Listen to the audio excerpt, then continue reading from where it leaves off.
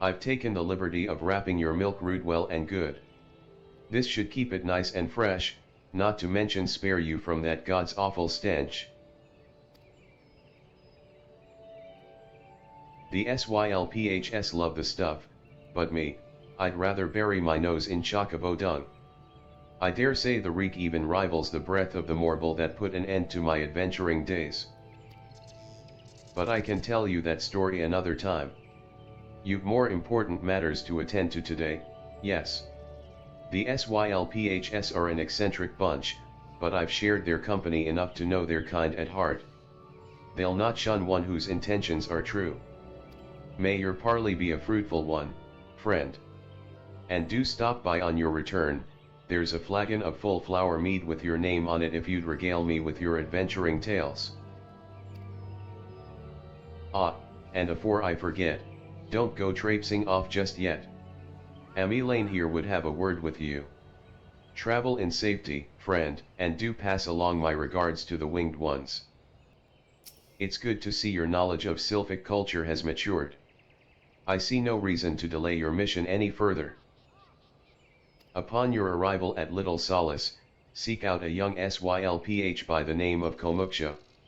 He has served as an intermediary between our peoples on many an occasion, and has the close ear of his tribe's elder. I see that Hawthorne has furnished you with some of that malodorous root the SYLPHS so adore. I have something of far greater import for you to deliver, a missive from the elder seed seer herself. To summarize the letter's contents in brief, it vouches for the integrity of our envoy, that would be you, and restates Gridania's desire to maintain a harmonious relationship with our long-standing friends of the forest. The war with the Ixal has taken a toll on our resources, we can ill afford to get mired in another conflict. I need not impress upon you any further the importance of this mission. May the 12 see you return with good tidings. Walking one is not familiar to this one. This one does not trust strange walking ones. Strange dancing ones might be a different story, but this one expects no such thing. Walking one should go home, and leave this one be. This one would welcome walking one who moves like these ones. If walking one would talk to this one will answer. This one is a busy one, so walking one should speak with quick tongue. Walking one would bring gift to this one. Walking one is most kind. Walking one brings milk root. Milk root fills this one with great joy. This one gives thanks. Gives many, many thanks.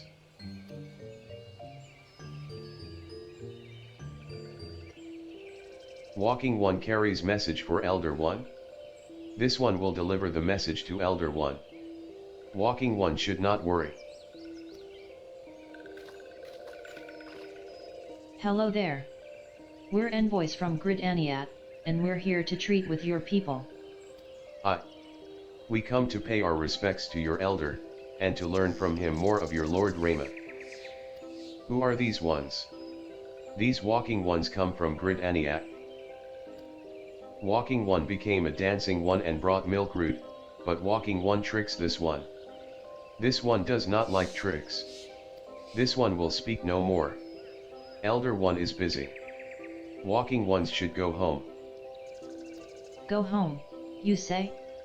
But the sylphs of Little Solace have always welcomed Gridanian envoys with open wings. The letter carried by Chaddington here is an oath of peace penned by the elder seed seer herself. Still you would refuse us? This one's reasons are no business of walking one's. Elder one has no words for Gridaniat. Walking ones waste everyone's time. Well, I never turned away at the gates. Whatever did we do to deserve such a rude welcome? Was Chaddington's jig insufficiently jiggy? I'm as baffled as you, but something tells me recent events have our erstwhile fluttery friends feeling uncommonly wary. It would seem we've no choice but to ask around and see how we might earn their trust.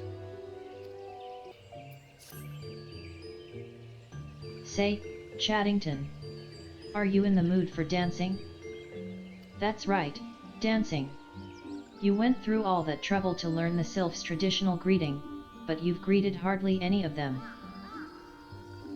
Why, if I were a sylph, I'd be beside myself with delight to see an adventurer expressing an interest in my culture. Me? Of course I'd be happy to join. Ow, ow. There go those bloody leg cramps of mine acting up again. Oh, Walking One knows Jolly Dance. Jolly Dance fills this one with good cheer. Let these two be friends. Walking One would be a friend to these ones. This one is overjoyed. But this one keeps the ways of weaving a secret. Even if Walking One learned the secret, Walking One could not weave in the same way. Ah, Walking One is a friend to these ones. Friendly like gracious Elder One of Forest City. Knows how to dance into these ones' hearts. Chaddington. Would you like to hear the good news, or the better news? The good news is that your lovely dancing has brought smiles and high spirits to all of Little Solace. The better news? Why, I've thoroughly recovered from those accursed leg cramps. Onward to our next adventure. Chaddington. As an adventurer, you're no stranger to helping distressed folk, I'd wager. Tales of good deeds are quick to spread. The adventurer who comes to the aid of the local populace can go from stranger to hero overnight. No doubt you see what I'm getting at. The SYLPHS who make their home in Little Solace do so having been driven from their woodland home. Surely, they have their fair share of troubles. Seek out troubled SYLPHS, and see what might be done to ease their worries. A sound plan, would you not say? That said, the SYLPHS are not known to share their worries with outsiders. You would be better off inquiring with Hira Imdia, of the Gridanians who reside here. She is most like to be privy to the SYLPHS troubles. Praise be to the elementals. I cannot express how happy I am to see an adventurer with a truly gentle heart. The sylphs of Little Solace are sorely in need of aid. Pray hear me out. Being a temporary settlement, Little Solace wants for amenities, not least a stout set of defenses. Consequently, beasts from malms around are free to wander in and terrorize the hapless residents. The Zizgorlins and Gallnats that roam these parts are especially troublesome, but slaying one of each should serve as a warning to the rest. Furthermore, perhaps you could gather 3 brownie brushes as well. They play an important role in sylphic culture. I do not claim to know the details, and what with such feral beasts prowling the forests, they are not easily come by. When you are done with the deeds, seek out Komuksho. He is slow to warm to outsiders, but your good intentions will not be lost on him. My own experience speaks to this. Dancing One is still here? Dancing One can dance all night. This one's trust is not so easily earned. Dancing One brings brownie brushes for this one?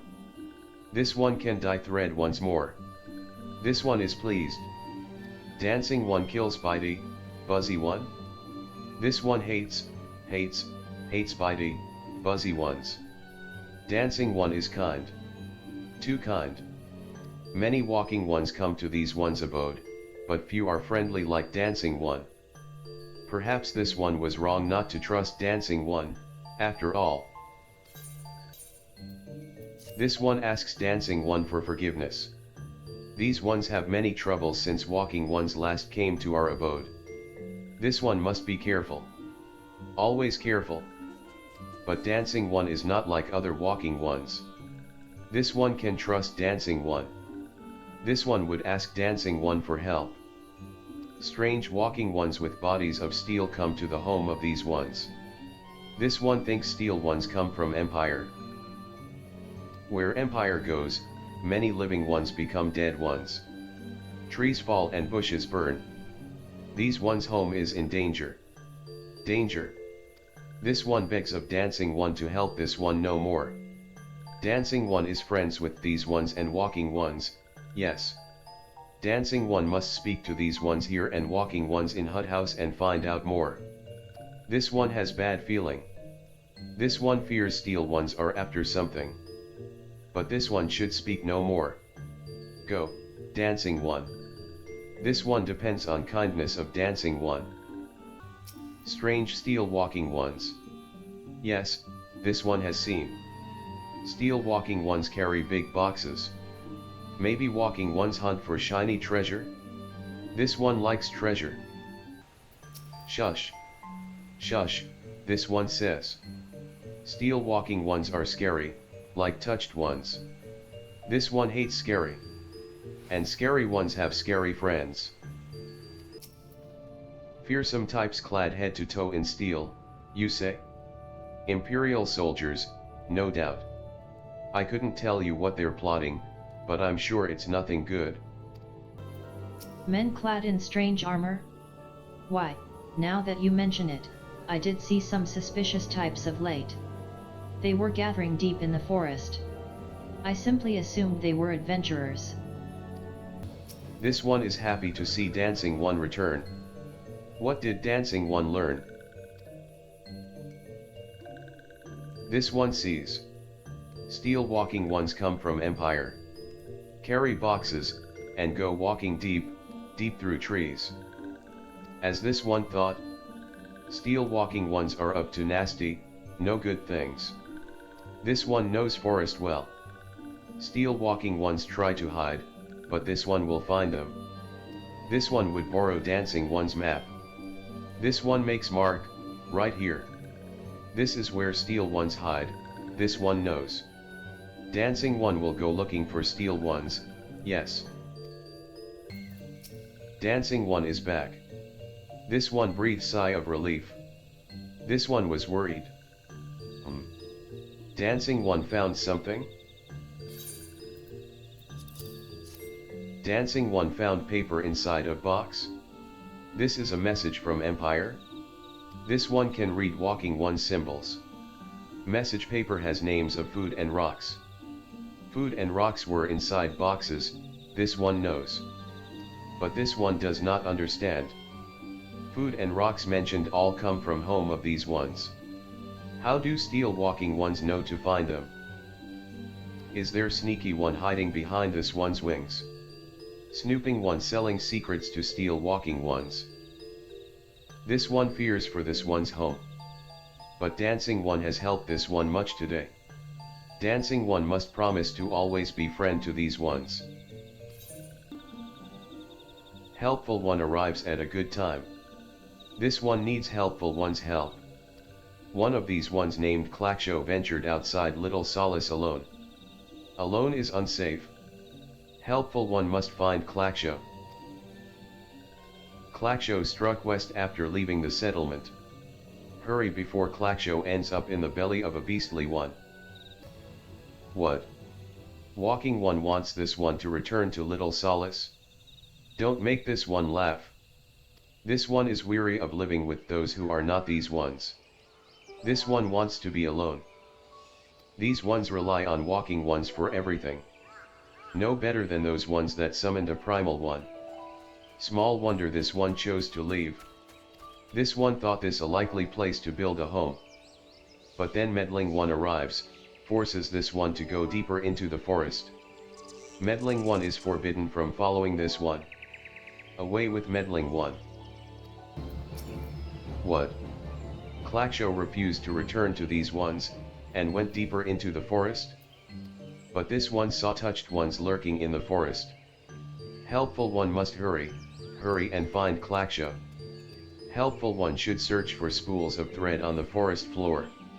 Those things will lead Helpful One to Clackshow. But hurry, before touched ones take Clackshow away.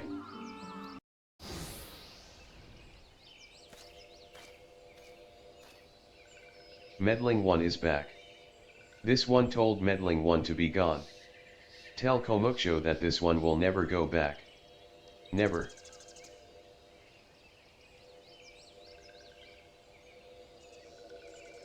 Touched ones. Touched ones should go away too. This one is good one. Everyone should just leave this one alone. Be on guard, Chaddington. These SYLPHS have been tempered brought under the thrall of the primal Rama. Akin to the Amal-Jaa tempered by Ifrit, these SYLPHS exist only to serve their deity. They'll not answer to words, only steel. I take no pleasure in this, but it must be done. This one is safe. This one was so scared. Klaksha. This one has been worried. So very worried. Is Klaksho unharmed? Still in possession of wits? Komuksha. And meddling one as well. Why are these two here? These two came to rescue Klaksha. That Klaksho is safe fills this one with joy. Komuksho, forgive this one. This one did not mean to run away from Little Solace. This one was just afraid. These ones who live at Little Solace were changing, becoming friendly with other ones. This one feared that these ones were forgetting who these ones are, like touched ones did. But this one was wrong. This one can see that now. Meddling, helpful one. This one is grateful. This one will return to Little Solace to be with Komuksho and friendly ones.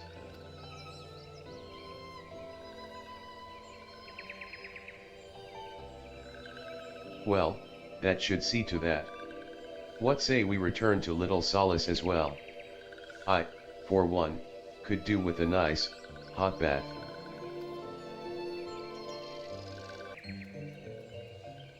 This one thought Klaksho was lost forever.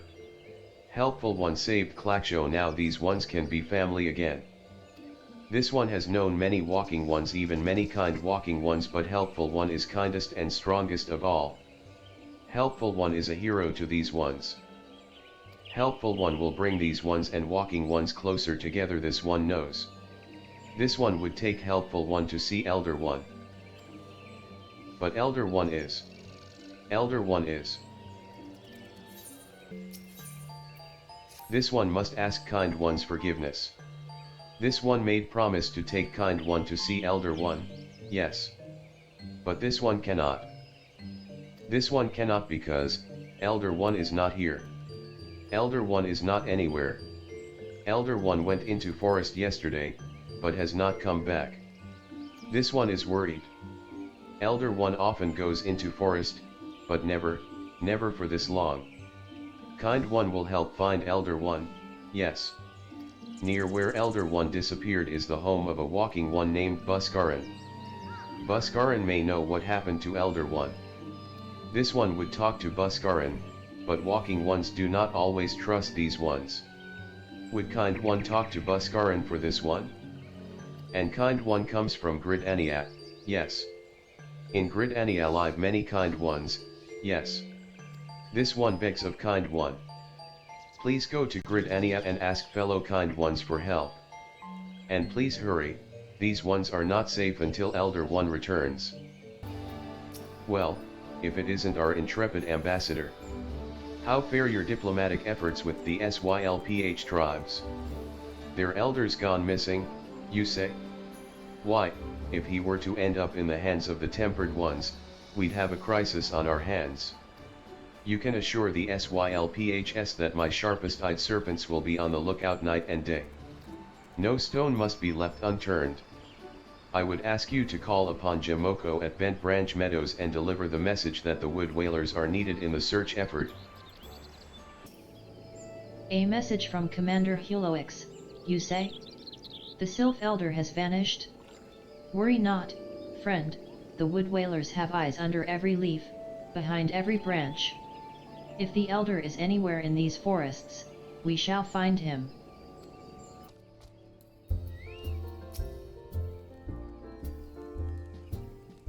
Well met, adventurer.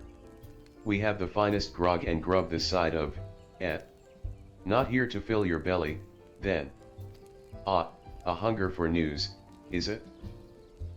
There's been talk of a SYLPH lurking hereabouts, but I couldn't rightly say if it be the elder you seek. Those woodland scamps all look alike. Short of painting one red and another one blue, most folk would struggle to tell two of them apart. If you've the time, mayhap you could stay a while and see what the gods have in store. You never know, you might even stumble across this SYLPH elder yourself. No word on the SYLPH elder yet, but I'm sure it's only a matter of time. In the meantime, how about doing a favor for old Buskaran in return? Right, then, let's put you to work. There's a customer outside who's spoiling for a fight and I need you to cool him off for me. No need to go cracking any skulls, though. Just take this tub of cold water and douse the drunkard. Tends to do the trick. My patrons can swill grog all night and carouse loud enough to wake the dead if they wish, but as soon as it turns violent, I've got to put my boot down. What are you staring at? You wanna keep them eyes in your face?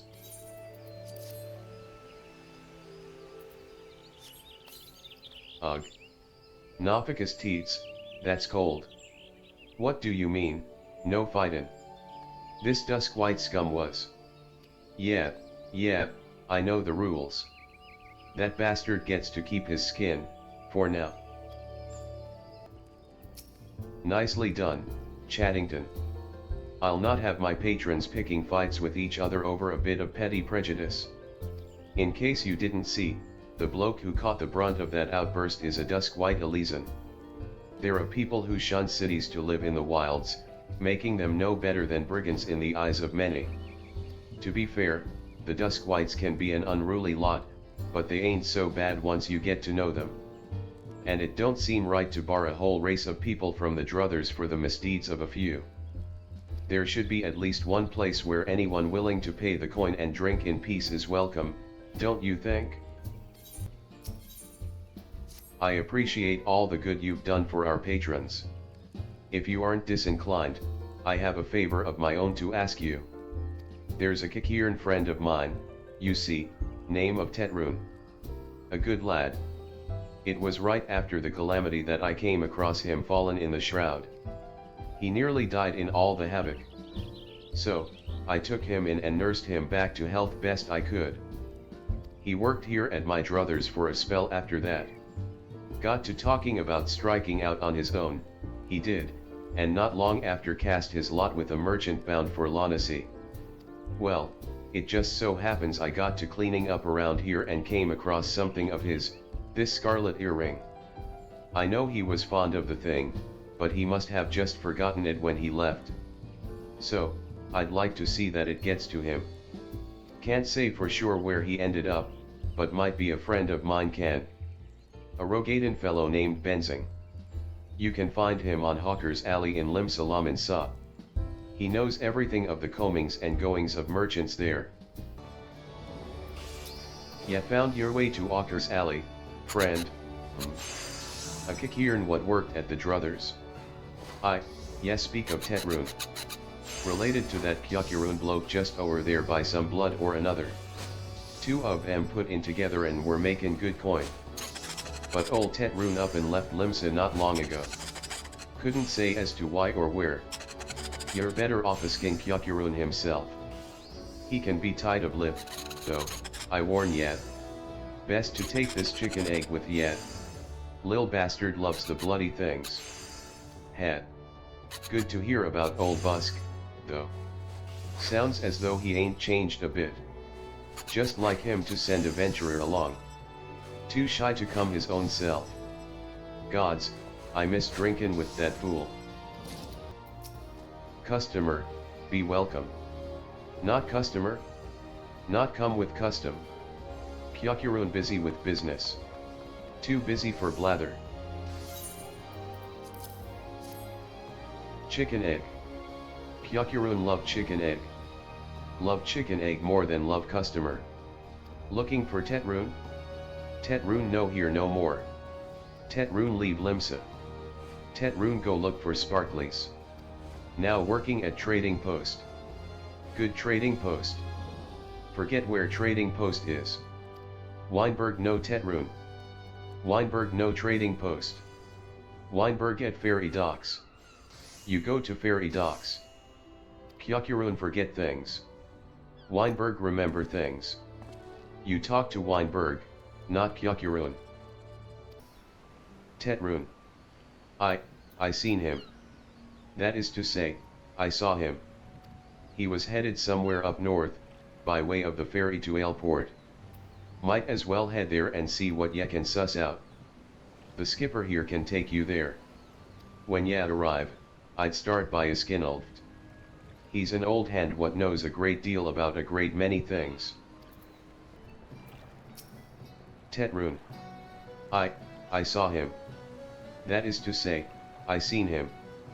He took himself north, through Skull Valley, into Oakwood. Was lookin' for a place run by his fellow Kakirn. I reckon he meant the one right on the shore of Bronze Lake, Memerun's trading post. Follow the road and you're sure to find it. Customer, be welcome.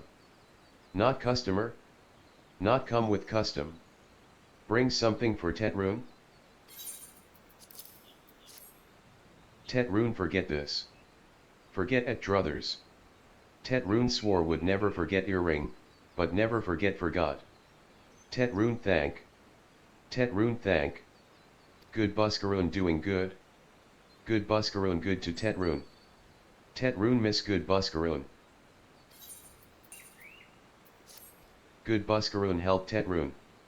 Tetrun dead without good Buskarun. Must give then keys. Many then keys. Tetrun make Kakirn firewater for Buskarun. Buskarun love firewater. You help Tetrun make firewater? Need thingies to make. Need many thingies. Need co-earl pup whiskers. Need 3 good co-earl pup whiskers. Tetrun make firewater for Buskarun. You bring thingies Tetrun need. You brought all thingies. Tetrun make firewater now. Make good firewater for good Buskarun. Tetrun start making firewater now. Good firewater take time. More time, more good. You come back later. Tetrun make firewater. Good firewater. You take to Buskarun. Good firewater for good Buskarun. Tell Buskarun no drink now. Tell put away 1 year. 1 year make best flavor. Tetrun hopes Buskarun happy. Tetrun gives Buskarun then keys. Many then keys. You tell Buskarun. Tetrun make big shop someday. Biggest shop in Eorzea. Make many sparklies. All thanks to good Buskarun. Ah, you've returned. Thank you for seeing Tetrun's belongings to him. What's this? For me? Kakirn firewater. So he remembers my fondness for the drink, does he? Why that old? He. Bloody hells. Who's cutting onions back there? He says to shelve it for a year, does he? That sounds about right. I hate to have to wait, but I reckon it'll be worth it. This stuff has an aroma and body unlike any other drink I know. It's going to be a long year. What say you come back then, friend? We'll see if we can't make it through this bottle together. There was word while you were away. Sylphs were seen in the wood, but near no lands of their own. No, this was a place near to here, a place we've never known a Sylph to come. Something must have given them cause to venture this far. More than like, the missing Sylph elders among them. Here, I've marked the tract where they were sighted on your map. Go see if there's anything to be seen. So, was there aught to be found in the wood? What did you come to, Garleans? In this part of the Twelves wood? First Sylphs and now Garleans, and all in the same place. It cannot be mere coincidence. Might the Garleans be following the Sylphs? Tracking them or giving chase, mayhap. But no, not this far into the forest. The whalers' spires are everywhere. Imperials could never have stolen past them all. How in the bloody hells could they, unless someone guided them through? Someone who knew where the spires stand, and when the whalers watch. A Gridanian traitor.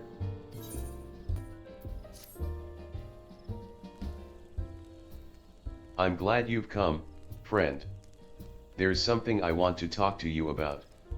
You know, I said I thought we might have a traitor in our midst, someone as was aiding the Garleans.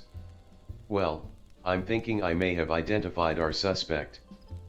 There's a regular of mine who used to dine on thin soup, and sip his pint on account of not being able to afford another. But of late, he's taken to ordering my best wines and the finest cuts of meat I can lay my hands on.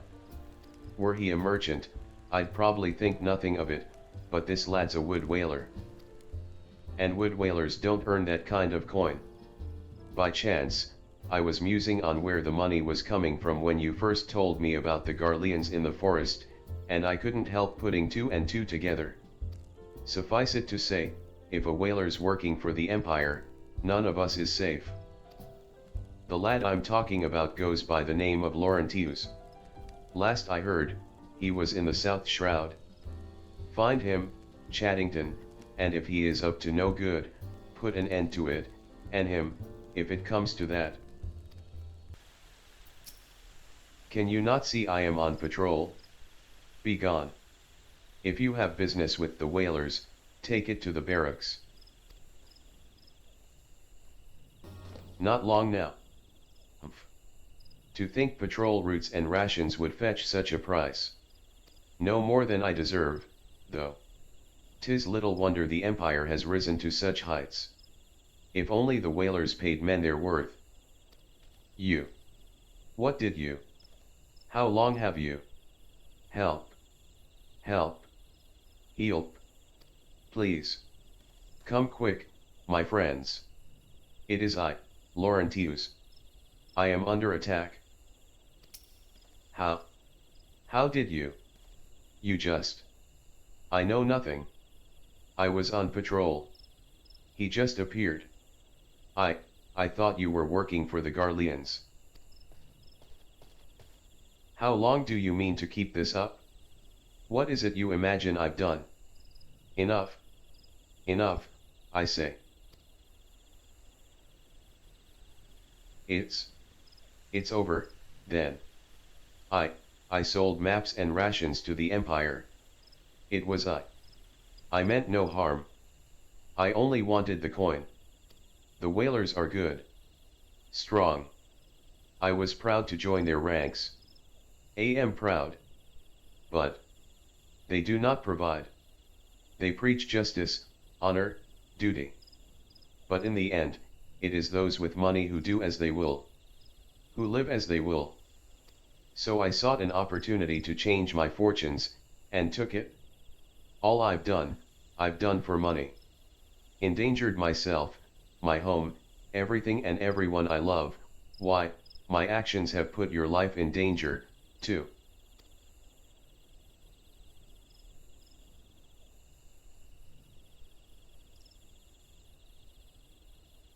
Though you do not yet realize how much.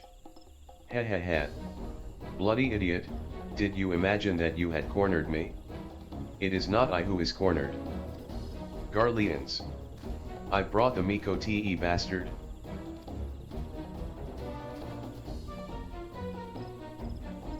Permit me a question, if you will. Are all adventurers so deluded as to believe they can challenge the power of Garlemald? You would need a veritable mountain of gil to fund such an endeavor. Such is the cost of fighting great power. Or of making it. Or of remaking it, as we will grid Aniat. So that's the way of it? Swapped your hard bunk at the barracks for a feather bed in Garlemald, did ya? You there, Miko Te. You stand here at Old Busk's wish, no. Then you don't stand alone.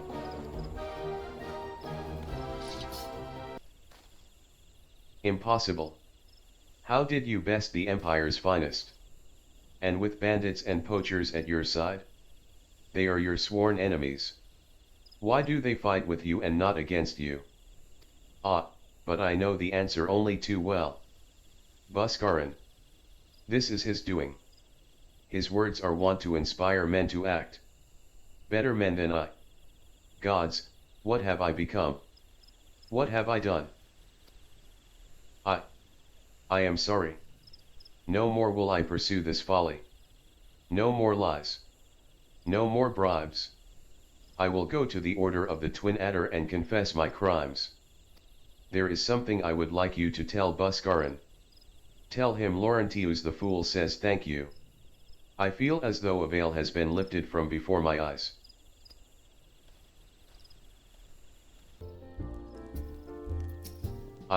Laurentius confessed to his crimes.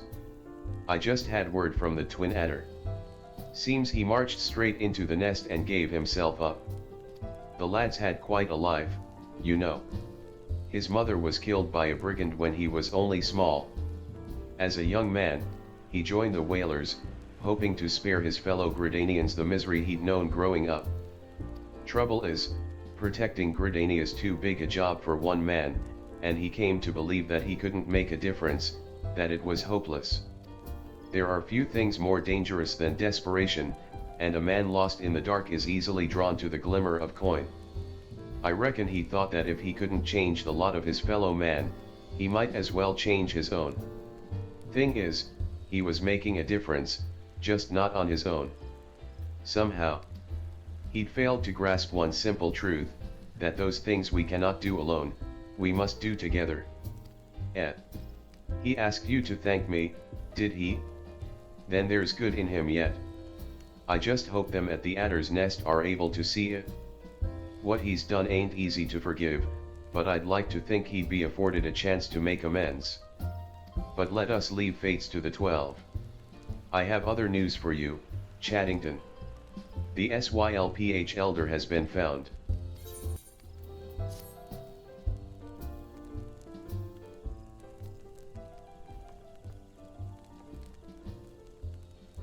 It's taken us a fair old while, but we've finally got our hands on some reliable information concerning the whereabouts of your missing green friend. Ahem.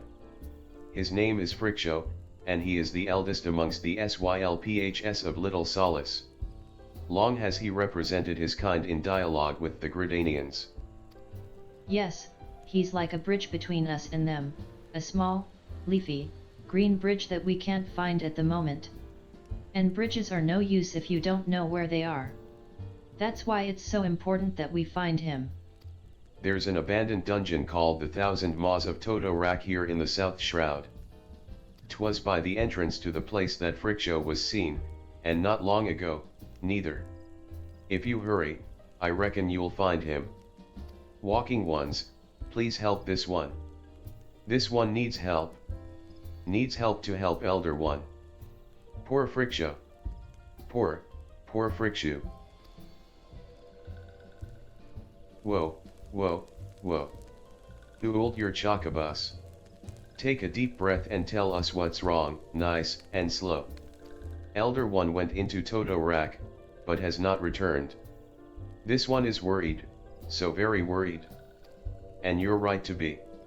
The place fair crawls with nasties waiting to make a meal of anyone daft enough to wander in. What in the seven hells was he thinking, entering that bloody death trap? Elder One had no choice. Imperial ones were chasing Elder One. Please. Walking ones must help Elder One now. Arg. The fates conspire against us. Forgive my pragmatism, but Friksho is our best hope of reaching an accord with the SYLPHs. Were we to lose him, all our efforts thus far will have been for naught. I will tend to her wounds. Ida, make haste to the Adder's Nest and request assistance. Understood.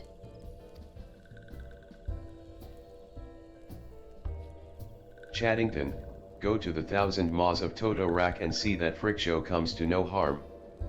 Peace between man and SYLPH rests upon your success. By order of the Elder Seed Seer, the dungeon known as the Thousand Maws of Totorak has been placed under the control of... What? The Sylph Elder is inside? And you are sure of this? How in the seven hells did he manage to sneak by? God strike me down for a purblind fool. You must find the Sylph Elder before he falls prey to the fiends within.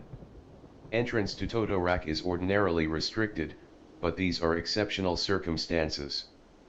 Pray assemble a rescue party, and enter as soon as you are ready.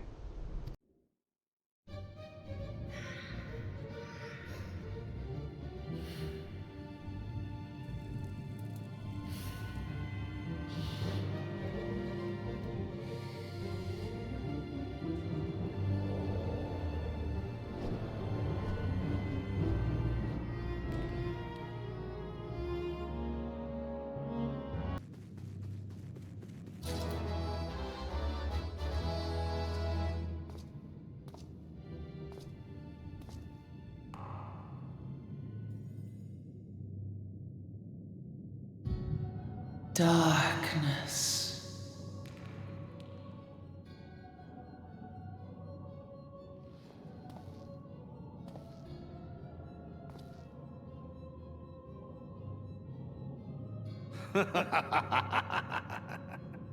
Elko Hitra Buklo Hans.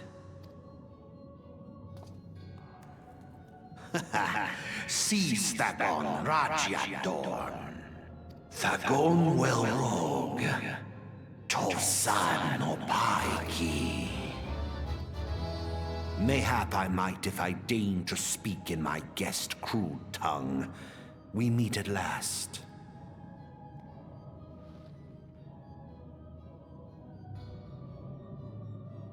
I am Lahabrea of the Asians, servant to the one true God.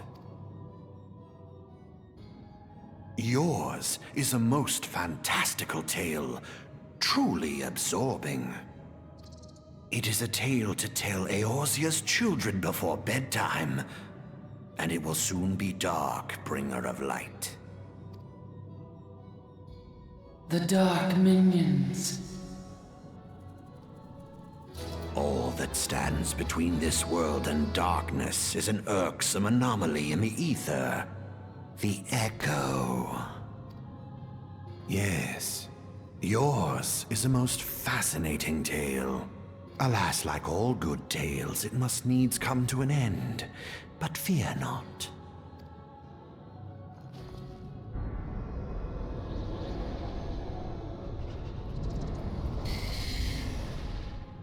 Here, feel the presence of evil.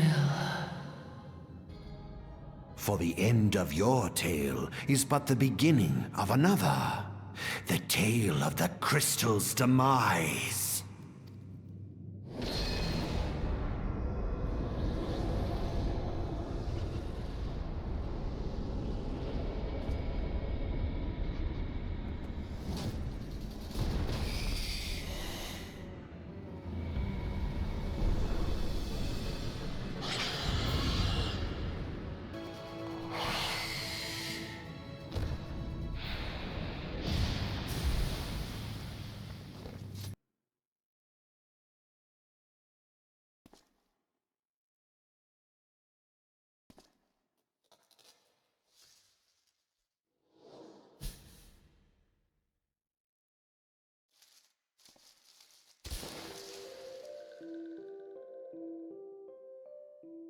Finally, fresh air.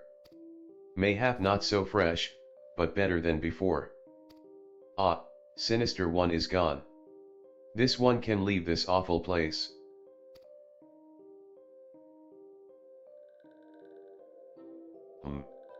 Did Walking One vanquish the many-legged one? This one is grateful to Walking One. This one is called Frickshow, eldest of these ones of little solace.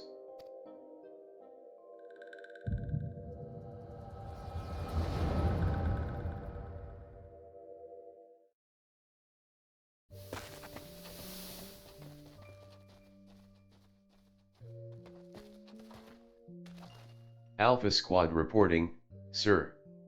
Nothing of note at Lark's call, sir. Understood. Return to Area 12. Damn it all, where is that accursed icon hiding?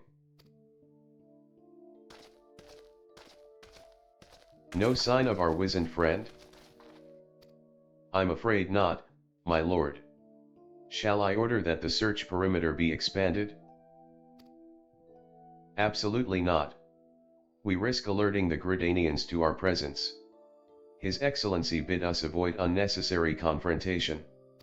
Loath though I am to admit it, I have found no evidence to suggest that Rama will be gracing the mortal realm in the near future.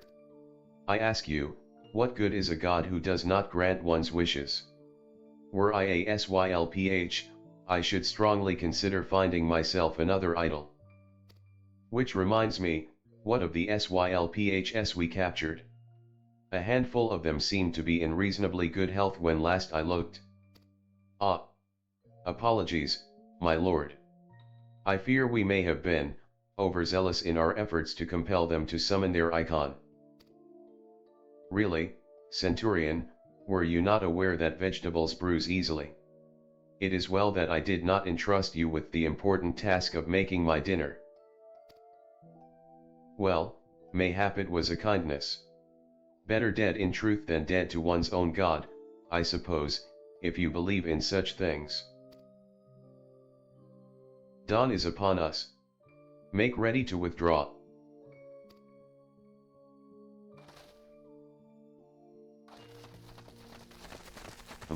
Useless. We are so close to completion, I can fair taste it, but at this rate. No, I must be patient. Our efforts will bear fruit in due time. What was it you always said? Ah, yes, though it mean bringing down the very heavens, who shall challenge the limits of possibility if not we? In that alone were you right, Garlund. But your star is long fallen, while mine doth begin to rise. And it shall burn so bright that Lord Van Baelsar's ultimate weapon will seem a mere candle beside it. Ahahaha.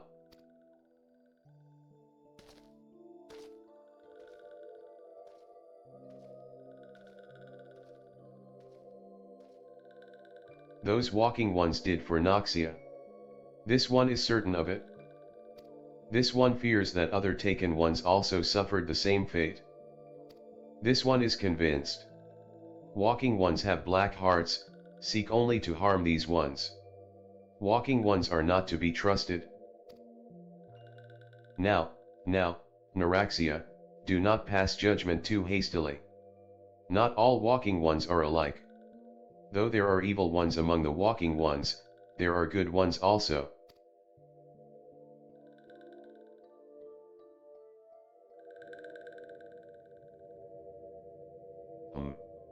Does walking one feel unwell?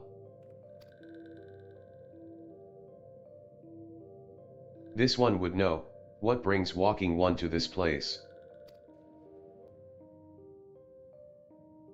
Came to this one's rescue at Naraxia's bidding? Then this one owes walking one a debt of gratitude.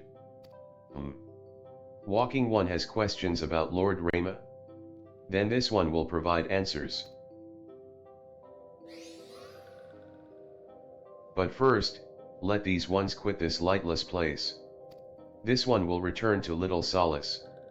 When walking one is ready, please come and see this one. These ones may speak properly then.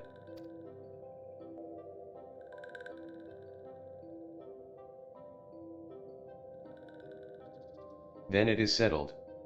Let this one accompany walking one outside.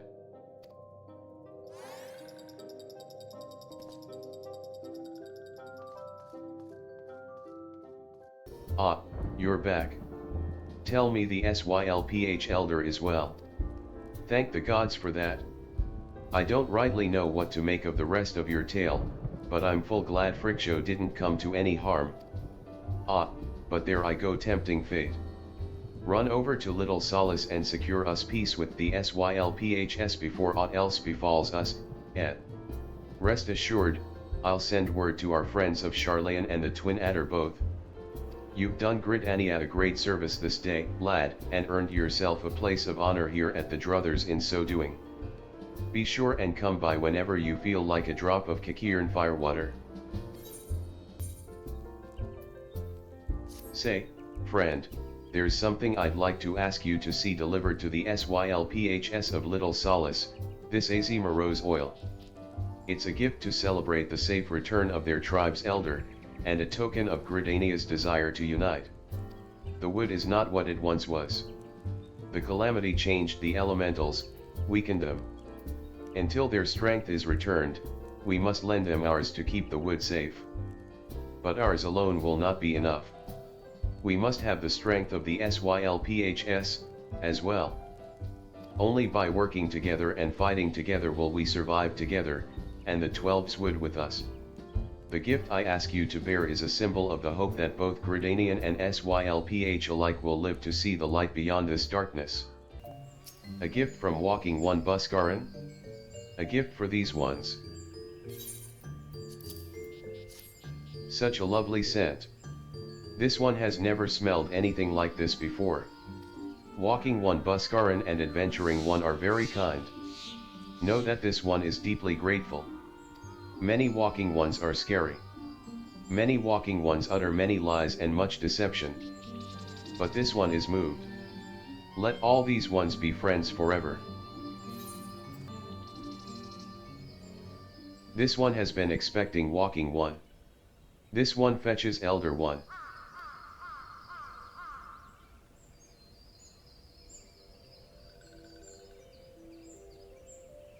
This one is pleased to see Walking One again.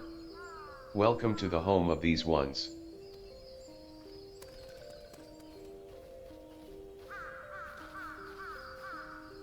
Ah, there you are, Chaddington. We have just been hearing tell of your deeds of daring do. Well done. Ah, the walking ones who aided Naraxia. This one is grateful. A pleasure to have been of service. If you do not mind my asking, how did your misadventure come about? This one does not mind. The misadventures, as Walking One calls them, of this one began when Imperial ones entered the wood. Fearing trouble, these ones decided to watch Imperial ones closely. But these ones watched too closely, and Imperial ones noticed and tried to catch these ones. Having nowhere else to hide, this one fled into Toto-Rak. Would that this one had not. In Toto-Rak, a sinister one robed in black tried to feed this one to a many-legged one. A sinister one robed in black? Why do I have the feeling I should be more worried about that than I am? Elder Friksho, we come to you as emissaries of the nation of Gridaniat. This missive bears the words of the Elder Seed Seer.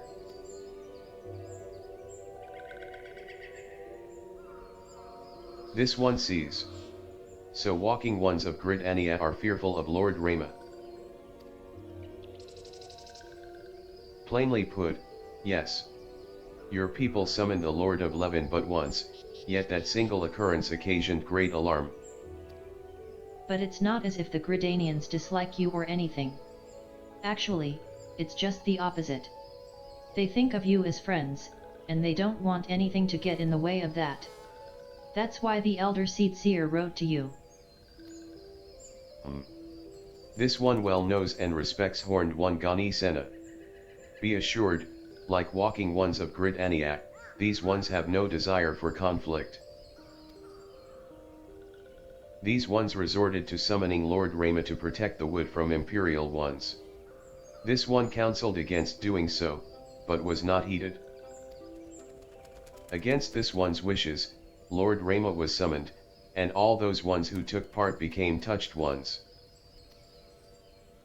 These ones want so desperately to turn touched ones back to normal ones, but did not know how, and still do not know.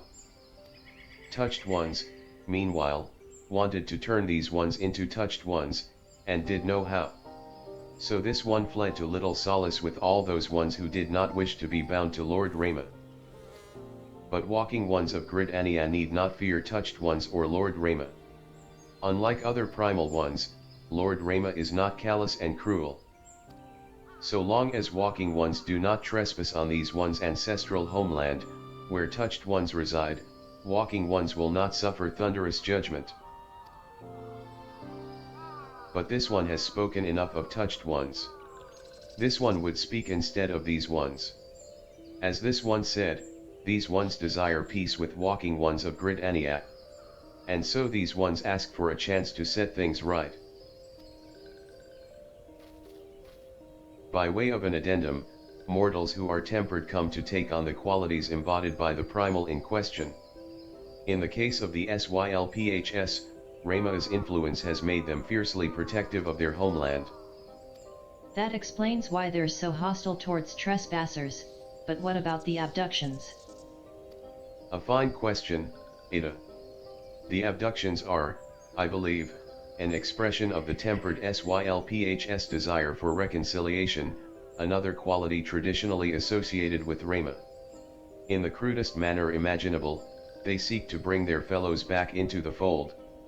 A timely reminder that the challenges posed by each primal are unique. Elder Friksho, we thank you for making your will known to us. The people of Grid Ania will rest easier in the knowledge that they and the SYLPHS are united in their desire for peace. Wishing to cooperate, this one has written down the feelings of these ones. Please see that these feelings are conveyed to Horned One Gani Sena.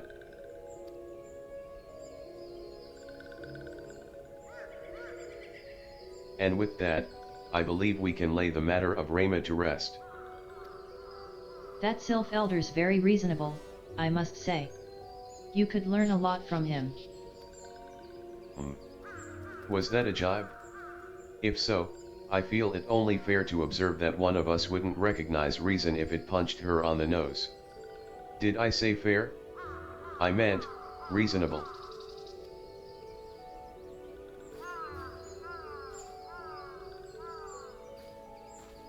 Anyway, we're going to head back to the Waking Sands and tell Minfilia all about it. Fear not, we will be sure to mention the instrumental part you played in all of this. And while we see to that, we should appreciate it if you would deliver Friksho's missive to the Adder's Nest. Elder Friksho, we humbly thank you for your time. It has been an honor. The honor is this one's. Together, let the walking ones of Grid Ania and these ones find a way to live in peace.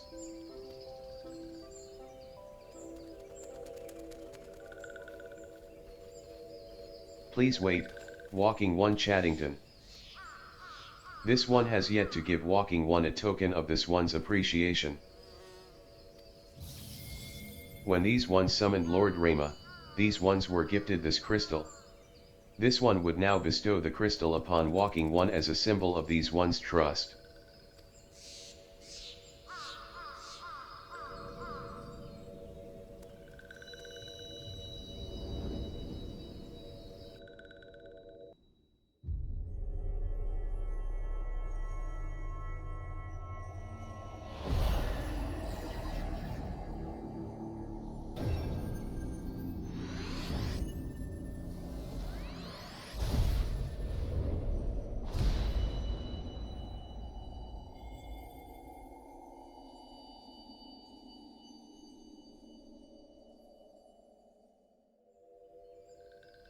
This one was not mistaken about Walking One.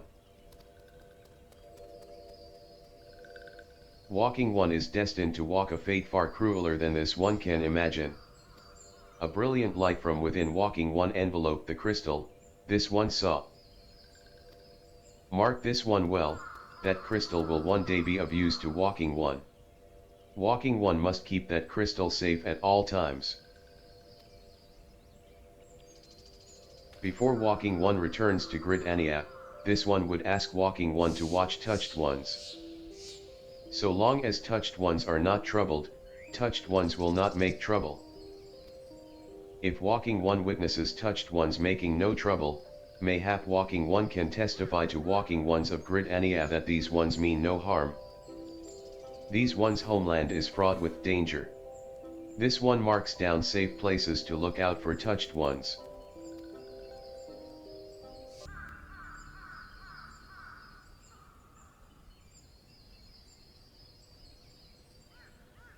There are tempered SYLPHS in the distance.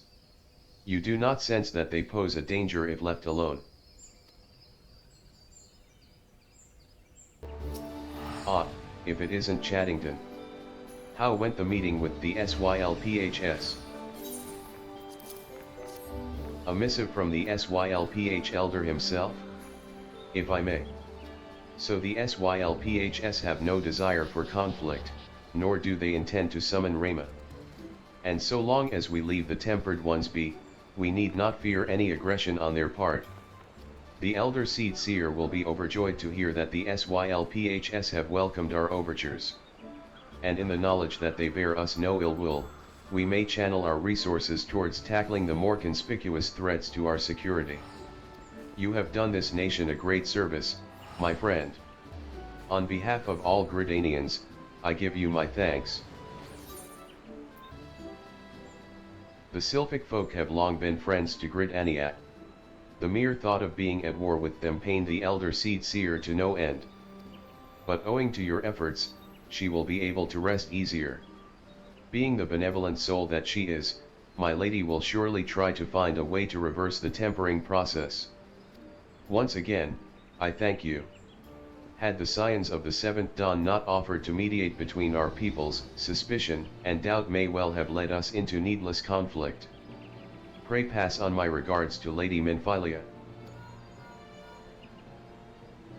Hello? Hello, Chaddington? Can you hear me? It is I, Minphilia. Ida and Papalimo returned some little while ago. And they wasted no time in regaling me with the tale of your exploits.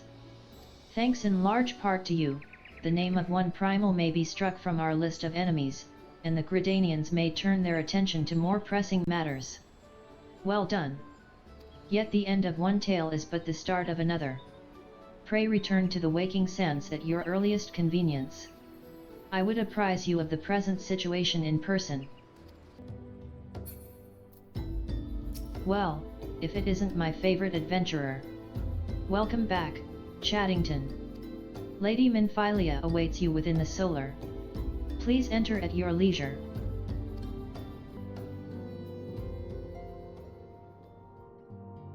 I am given to understand that the matter of Rama has finally been resolved.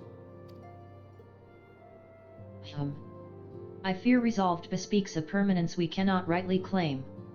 Yet I am well satisfied that the Lord of Levin will not trouble us in the foreseeable future. Your satisfaction is assurance enough for me. How fares the investigation? Well enough. Then Cred is sparing no effort. They are many and one, just as you suspected. Their purpose, however, eludes us still. I see. I have been meaning to ask, but is Elysai quite well? I feel as if I have scarcely seen her in recent days. Oh, you haven't, and nor have I, alas. Elysai has chosen to walk her own path, stubborn girl, but you may be assured that our destination remains the same. And on that note, I take my leave of you. I trust the Baldician report will serve you well.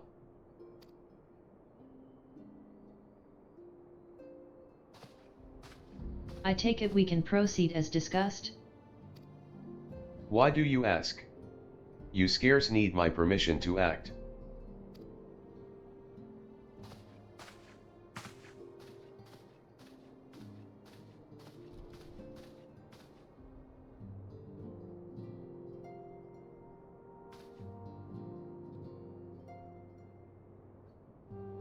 It is good to see you again, Chaddington.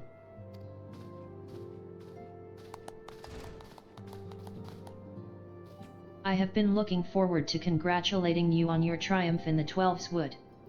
Owing to your efforts, conflict has been averted.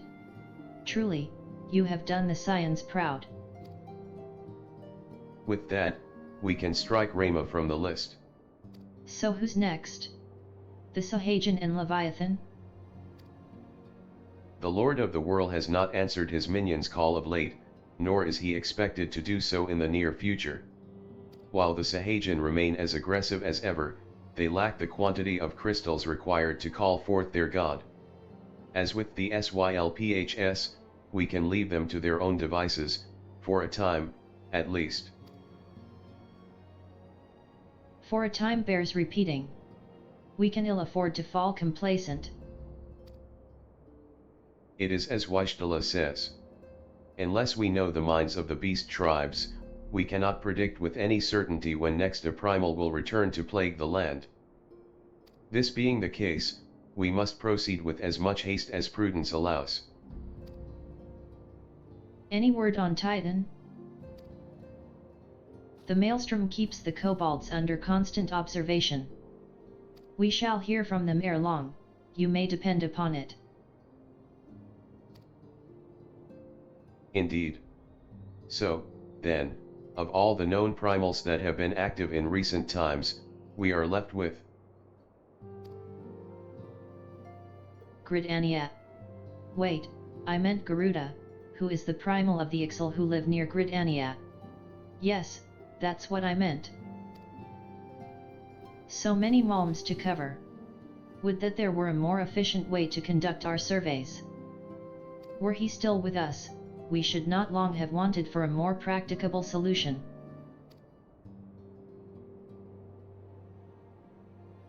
She's not wrong there. Where in the world are you, Chief?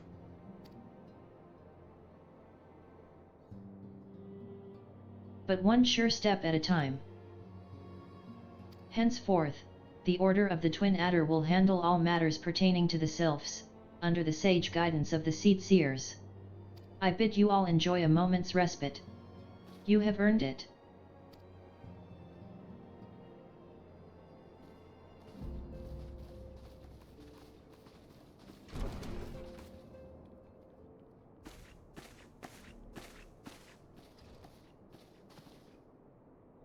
Is there something else, Chaddington?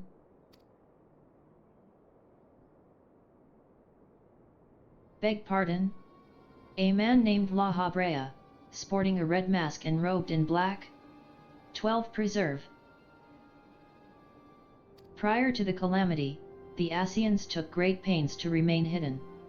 Why would they choose to cast off their veil of secrecy now?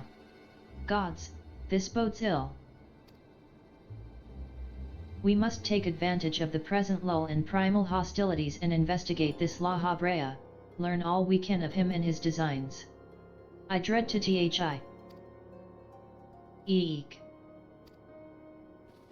Tateru.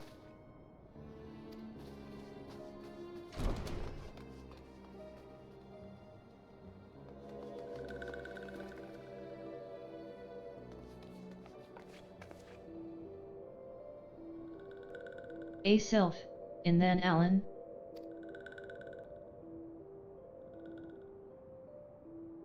At long last, this one finds walking one Chaddington. This one is most dependable of these ones. Is sent by Elder one Frickshow to help walking ones. This one is called Naraxia. This one comes as a friend. Let these ones be friends.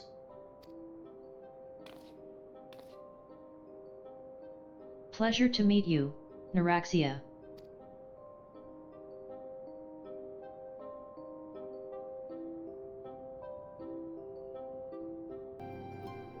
Yes, Tateru is as ready to express her fright as she is to express everything else.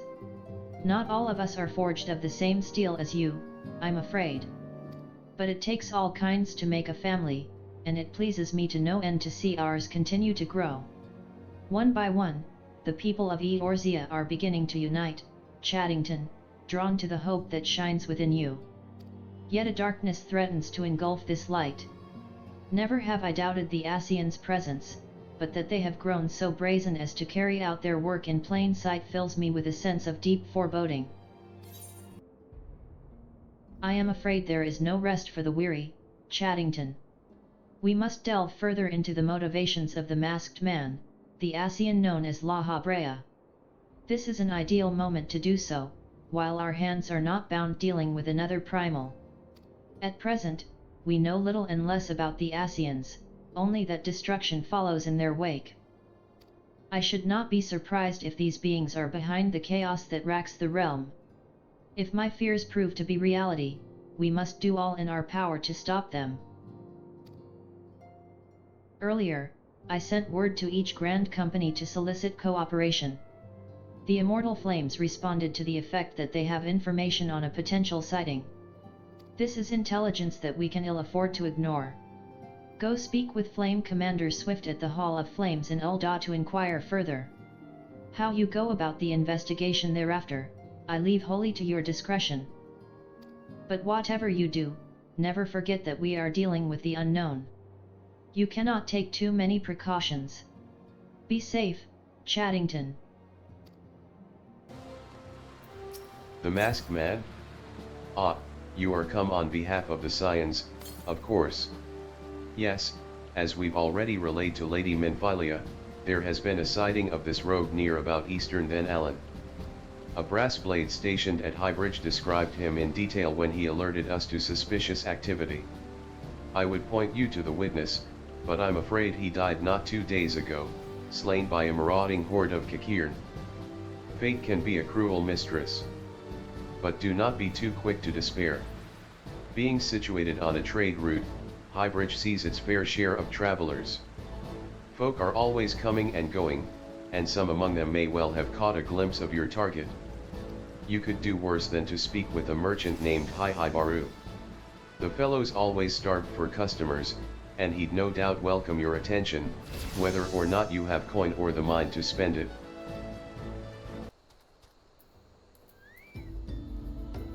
Welcome to Highbridge, adventurer. Whatever you seek, Baru, can provide it, probably. You're after a masked man? I'm not sure I have one of those in stock. Oh, you're after a masked man. Why didn't you say so sooner? Such an individual might have featured in one of the many rumors I've heard. If you linger a while, mayhap you'll learn a thing or two, Ed. When the Order of Nald Thal began excavating the ruins below, I had hopes that Highbridge would turn into a bustling hub for pilgrims. But thanks to the nigh endless beastmen raids, folk are too afraid to come within a malm of here. I sold everything I owned to get my venture started, and I'm loath to give up without making an earnest effort to stick it out. But if things keep going as they are, I'll be bankrupt before the moon is through. Whining won't do me any good, though. No, for my business to survive, I need business. Speaking of which, perhaps you'd like to browse my wares. Spend a bit of coin to help a struggling merchant. The Masked Man? Bah, thou'll take your bloody Masked Man. I know what I said before, but vague rumors are all I've got. If you want to know about him, go and ask the other merchants. On the trail of a masked man? I've heard of him, but only in hushed tones and faint whispers. It's said he wears a black hooded robe, and looks right suspicious. And that's about all I can say, little though it is. Have I seen a masked man wearing a dark robe? No, I haven't, nor do I wish to. Business is bad enough without shady characters lurking about. Folk have been giving Highbridge a wide berth because of all the Kakirn raids. None but the most devout of pilgrims are willing to come here anymore. I've heard tell of the masked devil. Seems he's been appearing not only around Highbridge, but elsewhere about Den Allen, too. Enough folk have reported seeing him to convince me he's more than a figment of the imagination, but little is known about him otherwise. Judging by your expression, I take it you didn't learn much of use. Look, I'm sorry for my rudeness earlier. It's just that things are tough for us merchants at the moment. The Kikiran raids are so constant, so organized, we're beginning to suspect that someone is orchestrating it all. I tend to put my own welfare first, like most of us do, but that doesn't mean I'm a bad person. I promise to keep an eye out for your masked man.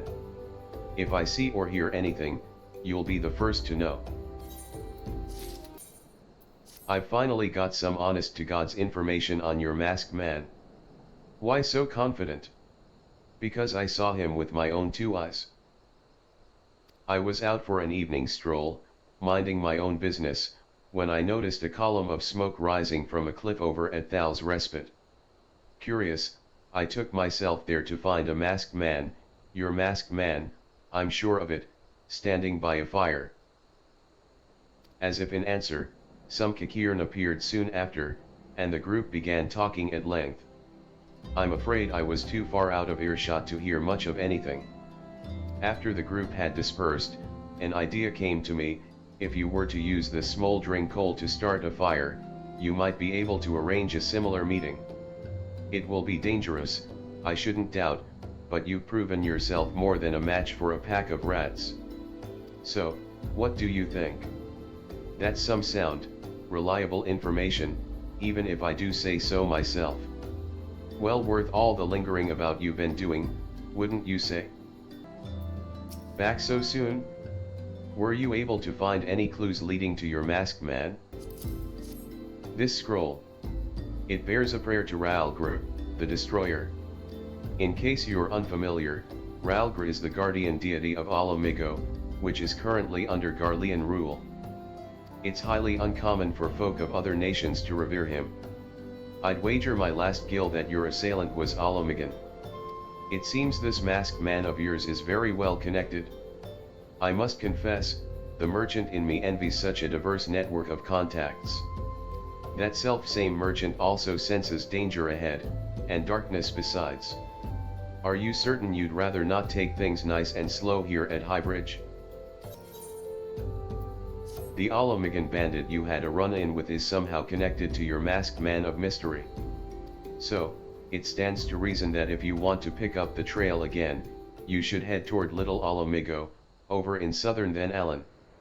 Just so you know what to expect, the settlement is the favored destination for those refugees who couldn't, well, adapt to life in Ul'dah. The hearts of the denizens are said to be as barren as the wasteland they live in. And for all intents and purposes, it's a lawless place. Be prepared for a not so warm welcome. Now, I'm not certain how much a help she will be, but it just so happens I have a daughter who has, relocated to Little Alamigo. Her name is Hira, and it shouldn't hurt to seek her out first.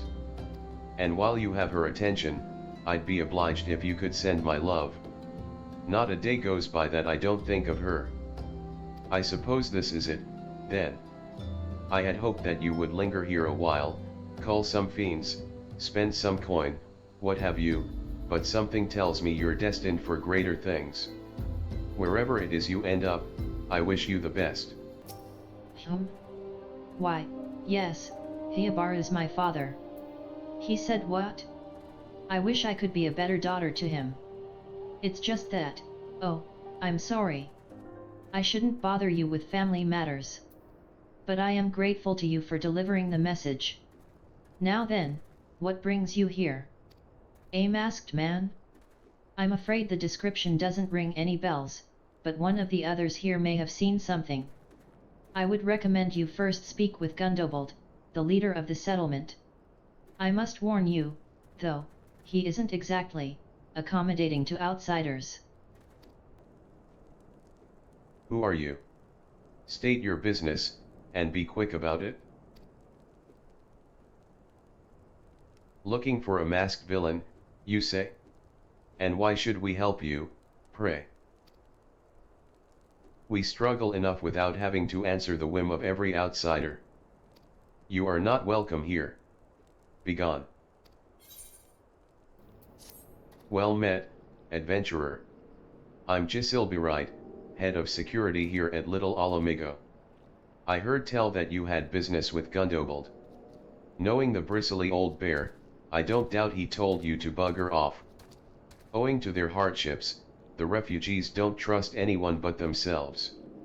Not even my men and I can get so much as a word of thanks out of them despite watching the place day and night. But thanks or no, I try to help my fellow man when I can, and you seem a decent sort. If you tell me what's brought you here, might be as I can lend a hand. On the trail of a masked villain, you say? Can't say that sounds familiar, but I have men on lookout for a Mulja to the south of here. If there's been any suspicious activity, they are like to have seen it. I had a mind to take them each a cup of sweet then Allen tea so as to lift their spirits. If you were to run this little errand in my stead, they'd be all the more willing to tell you what they know. Who the hell's you? I'm trying to conserve energy here, so leave me alone. Well, ain't ya considerate? My thanks, friend. What's that? A masked villain? Hidin' among the refugees, like as not. Me compatriots as live here go about as though they're dead on their feet. 'Tis near impossible to tell what's on their minds. For all I know, they're all up to no good. You there? Are you an Mulja? No. Then carry on. Ah, this sophisticated aroma. It has been forever since I had a drop of sweet then Allen. I'm going to enjoy this. What? A masked man?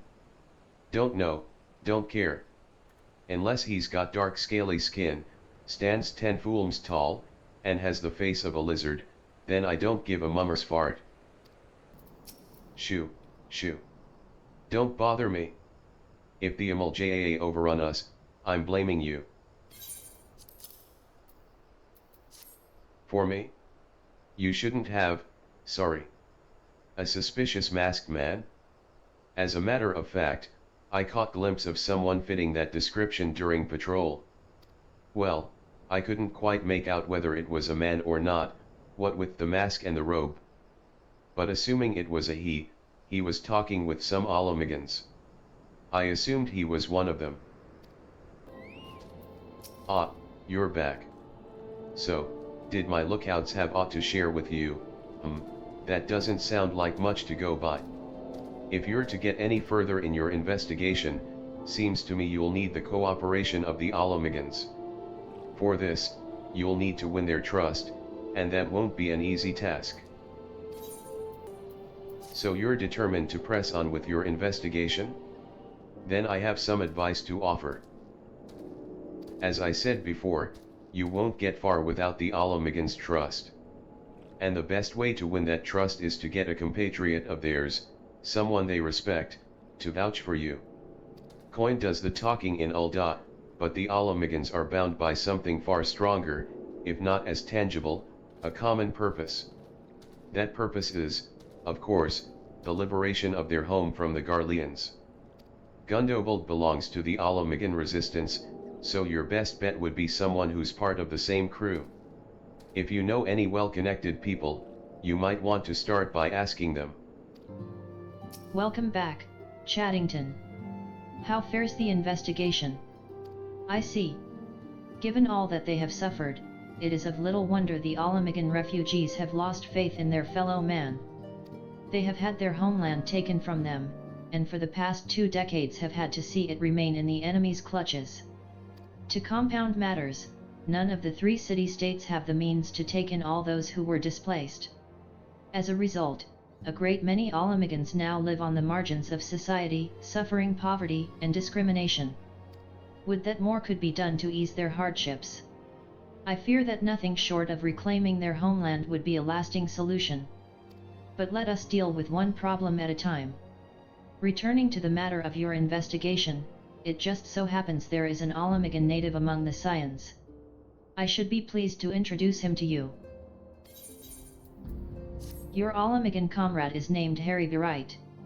He joined our cause in the hopes that he might find a way to liberate his homeland. While he spares no effort towards that endeavor, I have no doubt that he would be glad to assist you. If I recall correctly, Harry Wright is currently between missions. Try looking for him in the storage area. If it isn't Chaddington Sprouteroo, the Scion's rising star. Is there aught I can do for you? You wish to win the trust of the people of Little Alamigo. That is a daunting task, my friend, even for our own countrymen. I would like nothing more than to help, but I'm afraid my name no longer carries weight with that lot. I used to be a member of the Alamigan resistance, you see, but I left in favor of joining the Scions. Though my allegiance may have shifted, my purpose remains ever the same, the liberation of Alamigo. Yet whatever my reasons were, I abandoned my comrades, and they'll have nothing to do with me. Now, while I may have no more friends in the resistance, I know someone who does. Her name is Albreda, and she is a resident of Quarry Mill.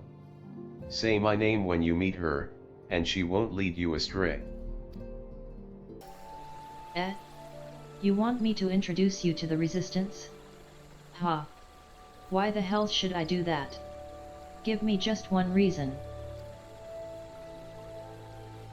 Harry Wright sent you? Kerr, that worthless whoreson. He abandons his comrades, his woman, and now he has the gall to ask me for a favor? Simply incredible. Ugh. I realize Harry Wright was only doing what he felt was right. He's a good man. And if he trusts you, then that's all I need to know. You see that bloke there? That's Mefred, a captain of the resistance. I hope he can give you what you need. I'm Mefred, a proud man of the Alamigan resistance. What business do you have with me, adventurer? Captain. It's Galleon, sir. His wound's gone and festered, and he's burnin' up. I don't think he's got much time. God's damn it. I asked the villagers for aid, got on my knees and begged, but they refused to lift a finger. If Galleon dies, his blood is on their hands. These Quarry Mill cravens would turn a blind eye to our plight, but they might listen to Albreda. I fear my anger will prevent me from rightly convincing anyone at the moment. I realize we scarce know each other, but this is a matter of life and death. Please, adventurer, go to her and try. One of Mefred's in bad shape, you say? I'm sorry, but there's naught I can do. I want to help, truly I do, they're my countrymen, after all, but that'd mean going against the elemental's will. I've been at Quarry Mill long enough to know how right terrible the beings can be. I couldn't forgive myself if everyone gets banished because of me. If there's anyone who can help you, it'd be Charlene, the hamlet's resident hearer. If you take the matter to her, might be as she'll listen, though I wouldn't get my hopes up. You wish to aid the Alamigans? You are possessed of a kind heart, adventurer, but I'm afraid I have not the authority to grant you your wish. This authority belongs only to the elementals, eternal guardians of the Twelves Wood. All outsiders, be they babes at the breast or men grown, are judged of a night whether they may have a place beneath the boughs. Alas, the Alamigans' petition has been denied. Harsh though it may seem, they do not have leave to receive of the wood's bounty. Ever has it been since time immemorial, and ever shall it be. That's how it's to be, then. The bloody hearer might as well kill Galleon herself. Spit on the elementals and spit on their bloody will. I cannot wait until the resistance is free of this place. I led my men to Quarry Mill hoping to find refuge, instead we found indifference. The cold-blooded bastards here want us out, and I can't oblige them soon enough. The problem is, some of mine aren't fit to travel, hells, Galleon can't even stand. As you well know, the people of this accursed hamlet won't help us. So, I've no choice but to turn to you, adventurer. In my homeland, long antelope horn is a traditional remedy with poison purging properties. If you could bring me, say, 4 horns, I'd forever be in your debt. Ah, You're back. Tell me you've got 4 horns with you. You're a godsend, adventurer. Praise Ralgr, there's at least one man in this place who gives a damn. Now we just need to find a way to prepare them. You wouldn't happen to know a man named Buskarin, would you? Some comrades of mine told me about him once. They said he never turns away folk in need, no matter where they're from. Seeing as he runs a tavern, he's like to have the tools to make the medicine. I'd be grateful if you could take the horns over to him to have them ground down. When that's done, bring the powder back, and give it to Pharamond here. Godspeed. Ah, Chaddington, ever a sight for sore eyes. How fares the adventuring? Rolling in the coin like there's no tomorrow, no doubt. You've got something to show me? Well, these look like good old antelope horns. Need them ground down to make a medicine, you say? Here's a better idea, I'll give you some of the stuff I have in my stores. I'm no stranger to the remedy. An Alamigan friend once used it to treat my festering wound, years and years ago. Safe to say he saved my life. What's that? This is for an Alamigan soldier in Corymil? Heh, so it comes full circle. Well, I hope it helps the poor sod as needs it. Oh, and don't worry your little head off about payment, I still owe you a deal more than you owe me, I reckon. It is well to see you returned. Have you the medicine for our brother? Gods bless you, adventurer. I'll see that Galleon receives treatment at once. Hopefully, this will allow the captain to rest easier. It has been a terrible burden on him, trying to keep every man alive. You've done us a great kindness, friend. Adventurer. Galleon has gone missing. He's nowhere to be found. He shouldn't be walking about, not with those wounds. If he doesn't get the proper medicine and rest, his condition's like to deteriorate to where it was before, or worse. We need you to help us find him, and quickly. Start by asking Albreda, might be as the woman's seen something. Ah, finally. It's about time you came asking about Galleon.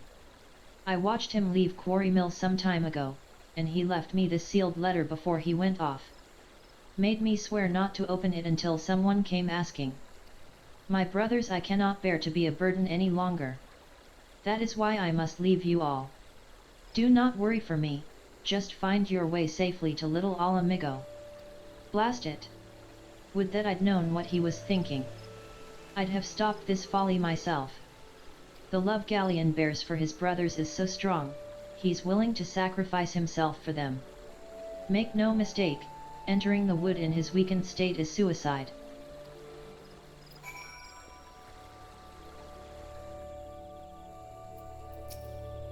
Out in the wilds, alone. That fool. That great big sentimental fool. My men and I will scour the wood for Galleon. Please help us find him before something terrible happens. Watch out. A goblin.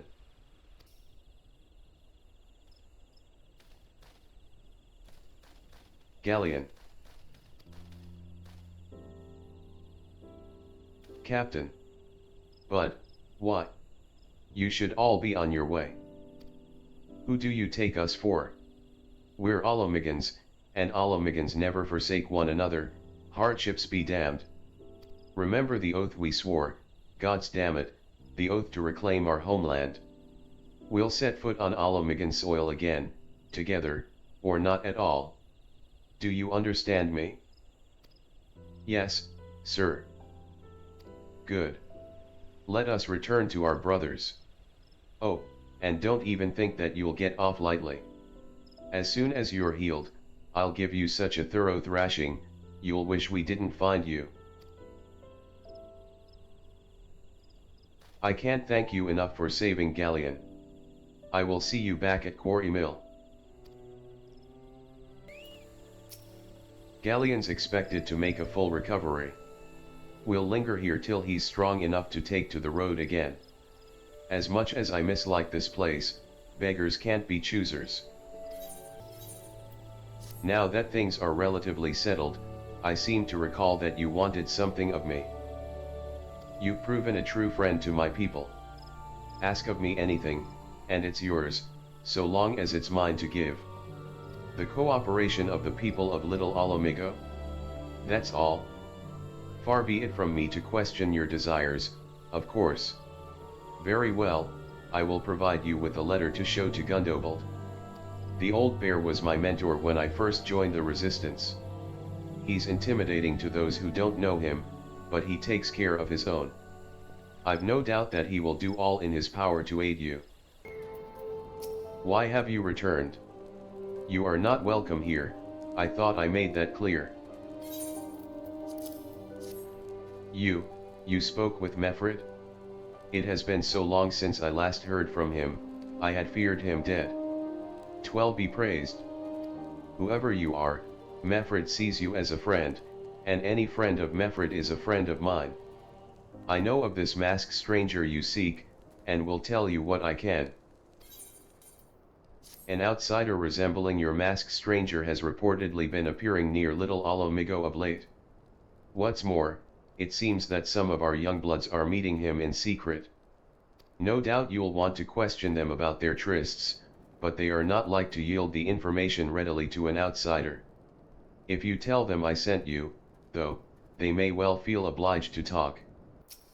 A masked man? No idea what you're talking about. I ain't done nothing wrong, so leave me be. Gundobald sent you? Listen, I told them it was a bad idea. All that tripe about believing the masked man and... Oh well. You don't know anything about this? Why didn't you say so to start with? You can't throw the old bear's name around like that and expect me to not think I'm in for it. There's a bunch been skulkin' about right suspicious, like, but I've got nothing to do with them. I know trouble when I see it, and that there's trouble, mark me words. What? Have I been meeting any masked men lately? Let's see. Nope, can't say I have. But I'll be sure to tell all my friends you're looking for him. So, you have indeed confirmed my suspicions about a masked man. That is most troubling. Whatever the young ones are scheming, it can lead to no good end. There's an anger inside them, I can see it in their eyes. I ought to know, for it once burned within me as well. 2 decades ago, that same anger drove me and my brothers to rise against the despot who ruled Alamigo. Naught would do but to depose him and usher in a revolution. Well, we got our revolution all right, but it cost us our freedom. Blinded by our hate, we didn't realize that we had been dancing to the Empire's tune. By the time we did, it was too late. Alamigo had fallen. There are times when a man must be patient. Now is such a time, though the young ones know this not. Unless we intervene, they are like to commit great folly. If you learn aught of their plans, I would thank you to bring word to me. Hey, adventurer. You done talking with the old bear? I've got a message for you from Will Red. Lad's something of a leader among the young ones here. He's impressed that you've won over Gundobald, and wants a word with you. Says he'll be waiting over at the craggy area north of here. Thanks for coming, friend. 'Tis no ordinary outsider who can gain the trust of the old bear. That's why I wanted to meet you, to discuss something in private. Tell me, why are you snooping about? Did the Empire send you? Or someone else?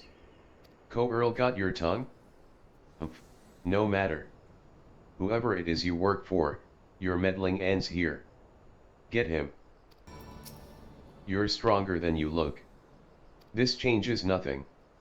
Threaten us, beat us bloody all you like, but nothing short of death can make us give up our fight. We're going to obtain the power to bring down the Empire, and with it we'll reclaim our homeland. attacked by Will Red and his cronies. That they would go to such lengths for the sake of this plan of theirs. Left to their own devices, the young fools are like to harm others, if not themselves. We must uncover their agenda and put an end to this madness. Will Red mentioned obtaining the power to bring down the Empire. Of what power could he be speaking? Gundobold. Bertliana. Gods preserve. What happened? I was out foraging, when the corpse brigade came. They took me to their hideout, and the whole while, they laughed at me. They said that I suffer, because I cling on to hope. Is it wrong to dream of home? Is it wrong to call ourselves Alamigans? Do not heed such poisonous notions, child. Our dreams are what sustain us. Be strong, I swear to you, those villains will answer for their crimes in due time. But tell me, does anyone else know of this? Will Red. He saw me outside. He was so angry. I must tend to Bertliana. In the meantime, I need you to find out what the young ones make of this. I fear that they may do something rash. What those animals did to Bertliana is unforgivable. And to think they look down on us. Well, I'll suffer this humiliation no more. I'm with Will Red to the bitter end. I'm not afraid of a few lizards. Almighty Ralgr, Lord of Destruction, we implore you, lend us your strength and put an end to the suffering of your people. Here to interfere again? Well, you're too late. Our plan is already in motion. Once we have the crystals, our enemies will pay for their crimes, and no one will dare oppress us ever again. If this plan succeeds, we'll have the power to lay the Empire low.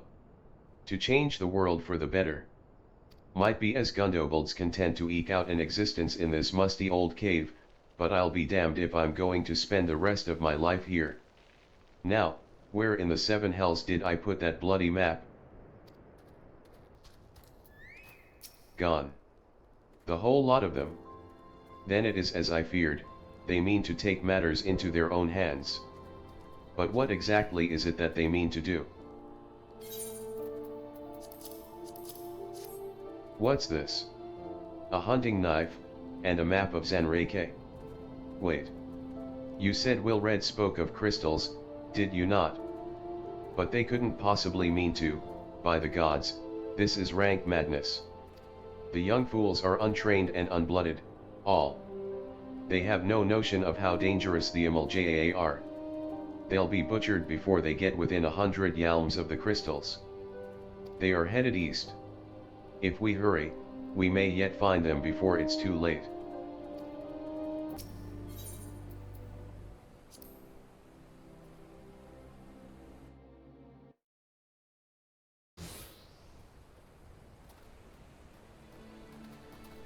Will Red. Did no others survive? This is all wrong. Getting the crystals was supposed to be the start. We were going to reclaim our homeland. We. Pull yourself together, lad. We were going to make an offering of crystals to Ralgr, to summon him, just like the masked man taught us. We plotted to sneak into Zanreke and make off with the lizardman's cash, but they caught us and so many dead. Gods forgive me. Heathens. You shall pay for your crimes with your souls.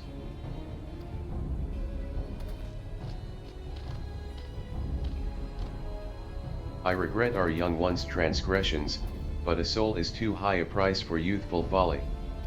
For all their failings, they are the hope of the Alamigan people.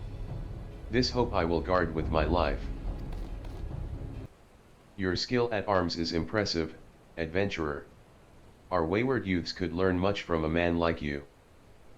The battle is won, but it would be unwise to linger here. Let us return to Little Alamigo. Wait. We've come all this way, we have to get the crystals. They're right there, ripe for the picking. Have you learned nothing, Will Red? Did you not see those tempered wretches? Such is the fate of those who are touched by a god. Is that what you desire for yourself and your friends? What? No one said anything about, the masked man told us we could defeat the Empire if we summoned Ralgr. He swore. Enough. I will hear the rest of this sorry tale back in Little Alamigo. I dare say Chaddington will wish to hear it as well.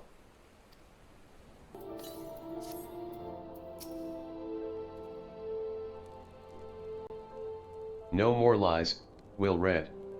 Tell us everything. I was outside with the others when he appeared, the masked stranger. He told us about summoning Ralgr, about using crystals, and then just vanished. We never saw him again. I wanted so desperately to believe that we could raise ourselves from this squalor that I never stopped to question his motives. But I should have known, there's no solution, nothing we can do to change our lot. Our people are doomed to live and die like beasts. Listen to me, Will Red. Our home may be lost to us, but it takes more than stones and mortar to define who we are. No matter where we may be, Alamigo lives on within us all. It is for you to decide what to make of this legacy. But whatever you choose to do with your life, never forget that you owe it to this adventurer, an outsider. I won't.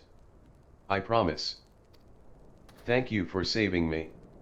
And, sorry I tried to kill you. My thanks as well, friend. It gives us hope to know that there are kind souls such as you out there. Little Alamigo may not have much in the way of comfort, but you will always be welcome here. Would that we had more information to offer, but what Will Red told you is the extent of our knowledge of the masked stranger. Left unchecked, that man will bring about great pain and suffering. I pray that you'll find and put a swift end to the creature, for the sake of the young ones who died by his poisoned words.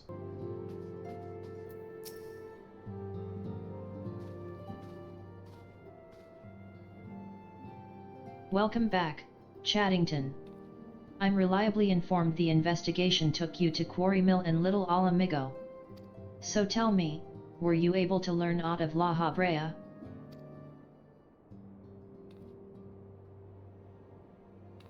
Planted the knowledge of summoning in impressionable young minds, you say? Precisely the kind of deception the Asians would employ. While many of the ills that ail the land can be attributed to the calamity, some are being brought about by a malign will. We must needs delve deeper into this, while things remain quiet on the primal front. All work and no play makes Minphilia a dull scion. Did you say something? Nothing, my lady. Ahem. Mayhap we ought to rest a while before speaking further of the investigation. While you were tending to business in Then Allen, some new information arrived courtesy of our friends the Sylphs. An individual fitting Lahabaria's description has been sighted in the North Shroud. This sighting comes in the wake of a series of mysterious deaths in the self-same area. My instincts tell me that our man is involved. I would have you continue your investigation where you left off. 12 willing, we will pick up Lahabaria's trail once more. Neuraxia can furnish you with the details. Pray speak with her, and take it from there. As always, be careful out there, Chaddington. Walking One is to investigate Sinister One? Then heed well this one's words. This one is friends with the Walking One in the Ash Crown Consortium. According to Friendly One, a digging one named Midrad had an encounter with a scary masked one. This masked one is most certainly Sinister One. Walking One should go and speak with Digging One Midrad. Digging One is to be found at Fall Gourd Float in the North Shroud. Please leave me be. I'm not long for this world. I looked death in the face. 'Tis only a matter of time before he comes for me, just like he came for that poor woman.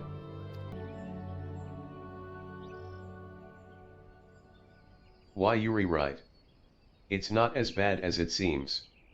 I saw something terrible, that's true, but that hardly means I'm going to suffer the same fate. Thanks to you, I can think straight again. I believe I can even recount what I saw without losing it. It was just another ordinary day. I was headed back to the float when I noticed a suspicious character in the distance, a masked man garbed head to toe in black. He had a hideous fiend in tow, a winged creature that was all eyeball and jagged teeth. Taken by curiosity, I crept as near as I dared. To see the corpse of a woman. One glimpse was enough to tell me that she'd died a gruesome death. In that instant, I knew right away that the masked man was a minion of Thal, come to claim her soul for his realm. What? You're investigating this same masked man? If that's the case, we'll help you in whatever way we can. Anything to ensure that we won't have to suffer Midrod's hysteria ever again. Alright, teamwork. That's what I wanted to. Wait, I haven't been that bad, have I? At any rate, I'm all for helping this adventurer. It's the least I can do to repay him for comforting me. So, here's what I know about the deaths. All the victims were found with their faces torn to shreds. Among the local fauna, only the scalekin known as Ziz could inflict such wounds. That's why some folk are pointing the finger at them. I somehow doubt that the answer's that simple, but for the sake of thoroughness, we should look into it. Why don't you put down, say, 3 of the creatures, and see if you can find any proof connecting them to the deaths. You've already seen to the Ziz? Good work, adventurer. So, were you able to find aught to suggest that the creatures are our culprits? Nothing? Truth be told, even if there were proof, I wouldn't know what it looked like. Anyway, I believe we can safely strike Ziz from our list of suspects. Which leaves us with the masked man and his winged eyeball. There's something else I heard about the deaths. It appears all the victims have been comely maidens. I'd better watch myself, eh? Ha ha ha. Unseemly japes aside, there's a rumor been going around. There's some as whisper that, after each victim died, her rancor went into the great big rock southwest of here, causing it to flash and moan. This bears investigating, I reckon. I'm going to give you a fire sand stick to blow off a piece of that crag. The stick doesn't come with a fuse or anything, so you'll have to throw the thing. Once you've torn the rock a new one, bring back some of the fragments, and I'll give them a gander. Most folk are too scared to go within 100 yalms of the Rock of Rancor. It has a name. But what's a few vengeful spirits to a dauntless adventurer like you, eh? Hey? Why, these are just your garden variety crystals. 'Tis a bit hard to tell beneath all the dirt and grime, but they're definitely lightning aspects. I almost hate to say it, but that explains the flashing and moaning. Nothing to do with the masked stranger. Looks like I've gone and wasted both your time and a perfectly good fire sand stick. Oh, well. There is something you should know. I have been keeping this to myself, lest I worsen Midrod's paranoia, but I, too, have seen the winged eyeball. I cannot say whether it was coincidence, but my sighting took place precisely the same time as Midrod's. I was heading home after a day of digging when a shadow fell over me. Looking up, I found myself locked in a gaze with the giant eyeball. I let out a scream at the top of my lungs and ran without once looking back. This happened at the rocky area west of here, in case you had a mind to investigate. A monstrous bane mite appeared, and you slew it? That creature had long been a scourge upon the folk of Falgord. Intentional or no, you have done us a great service. You have my gratitude. But this does make me wonder, was it truly a winged eyeball I saw? Or merely a trick of light combined with blind panic?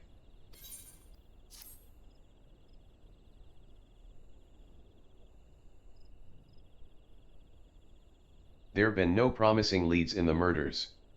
I can scarce get a wink of sleep, knowing that the killer is still at large. Judging by your furrowed brows, I take it this sorry business troubles you as much as it does me. I had been pondering my encounter. I was uncertain for a time, but there can be no doubt, it was a winged eyeball that I witnessed. It's implausible that I could have mistaken so distinct a creature for a Bane mite. But you and I were malms apart. How could we have both seen it at precisely the same time? What's more, our adventurer friend here had a run-in with the Bane mite at the very spot you claimed to see that fiendish eyeball. Isn't that right? There must be an explanation. I know I saw an eyeball with wings. I would wager an apple tart on it. Ooh, he's serious. But listen, mayhap it's not as mysterious as we're making it out to be. There's no reason why there couldn't be. Gods, of course. There must be more than one of the buggers. Ugh, it's so obvious. But then that means, since there have been repeated sightings of these fiends, then there must be even more victims as yet undiscovered.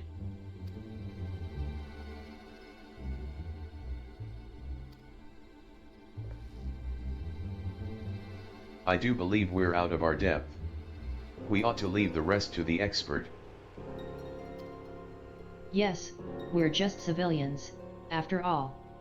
Good luck, adventurer. It was a pleasure knowing you. While I burn to know the truth, some things are best left unknown. Lest you have forgotten, it was at the rocky area to the west that I had my encounter. Should you discover aught of note, you will want to alert the authorities. There is a guardhouse nearby. The serpents there should be pleased for any information that pertains to the security of the region. Greetings, adventurer. Is there aught I might assist you with? Gods be good, not again. No matter how many bodies I see, I cannot seem to get used to the horrid sight. Poor woman. Identical deaths have been reported in the central shroud. While the masked stranger you seek does not seem to feature in any, sightings of the winged eyeball are common enough. The creature appears to be moving the bodies, but to what end, none can say. The victims have all been young women. All are found with their faces mutilated beyond recognition. It's been difficult to identify them, so as to notify their next of. This button, engraved with a lily motif. The very same object was found upon another victim. A family sigil, or that of an organization, perhaps. Either way, I dare to hope that this find will prove pivotal in solving the murders. I would have you hold on to the lily button. You will need it to continue your investigation. While it isn't standard procedure to entrust key evidence to individuals, you have proven yourself reliable and resourceful in this matter. I see no reason why you shouldn't carry on your work.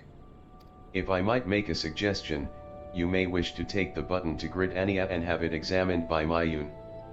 Mayhap someone in her vast network of contacts can shed light upon its sigil. Good evening to you, Chaddington. By your grim expression, I suspect you aren't here for scones and herb tea. Well, isn't this a lovely little button? The engraving is quite exquisite, artisan level quality, I would say. Where did you say you found this? On a dead body? Lovely. Anyway, I'm afraid I do not recognize the lily sigil. You will have to find the answer the old-fashioned way, by asking around. You could do worse than beginning with Bernadette, over by the Etherite Plaza. She has a sharp pair of eyes, that one. Need help tracking down the owner of a button? That's certainly not a request I receive on a regular basis. Well, go on, then, show me what you have. Seems to be some manner of decorative button, reminiscent of those worn by the families of old, though I cannot claim to know its sigil. However, I can say with certainty that the white lily is a recurring theme in Gridanian culture. Alas, I do not know who would make a personal sigil of it.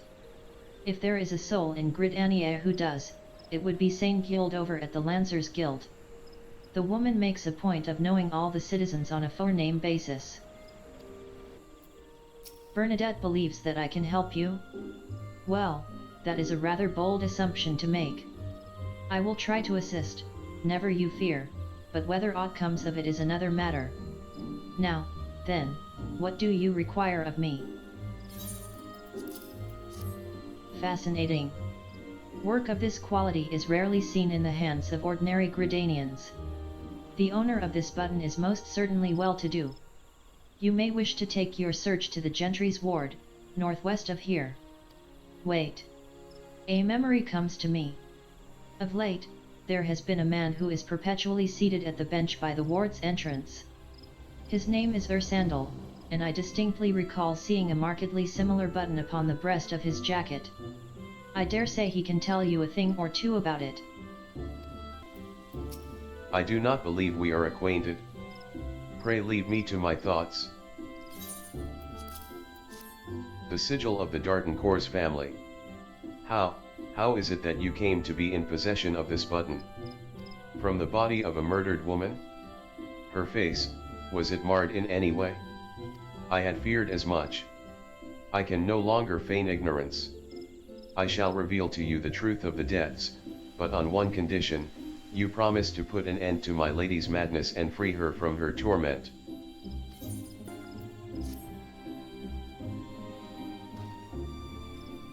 I was once a manservant in the employ of one of the oldest and proudest families in Gridania, the Dartoncourts. During that time, I had the honor of waiting upon Lady Amandine, mistress of the household. Fair as summer was she, and possessed of a heart befitting her radiance. Alas, the calamity wrought a great change in her. Though my lady escaped with her life, death may well have been a kinder fate. Never will I forget the day her bandages were removed, and she beheld her disfigured face for the first time. At that moment, the kindly woman I knew ceased to be. Unable to bear the thought of being seen, my lady sequestered herself within her chambers and refused all company. This continued for many uneasy moons, until one day, without warning, she began receiving queer guests. None among us knew whence they came, these masked men, but my lady believed that they would help her to regain that which she had lost. So began the rites of rejuvenation. These rituals seemed innocent enough in the beginning, but grew ever more grotesque as time went by. Eventually, there came a day when my lady bound one of her handmaidens to her bed, and proceeded to mutilate the poor girl's face. Suffice it to say, she did not survive the ordeal. It fell to me to dispose of her body. I performed the dreadful task as bade, obedient servant that I was, but when the time came to return to the house, my legs refused to move. I knew then that I could not go back to that place, not after the nightmare I had witnessed. So it was that I left Hawk Manor, my home, for nigh on half a century. Long did I weep for the girl who was slain, and longer still for the woman that Lady Amandine had been. Yet one cannot weep forever, and I endeavored to put the matter behind me. Indeed, I had resolved never to speak of my experience, until you appeared before me. My lady's madness must be ended, lest more innocent lives be lost. Lay her tormented soul to rest, as you swore to me you would. She awaits you at Hawk Manor, on the western edge of the central shroud. Go now. Go and do what must be done.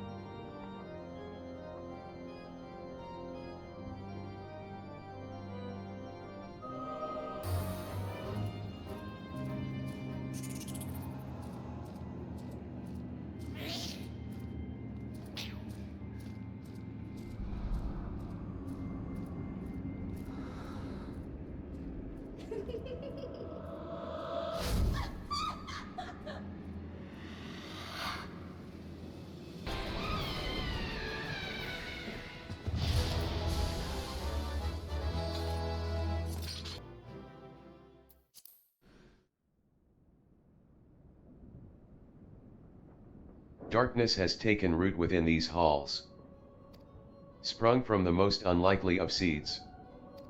One cannot help but admire the irrepressible spirit that quickened it to life.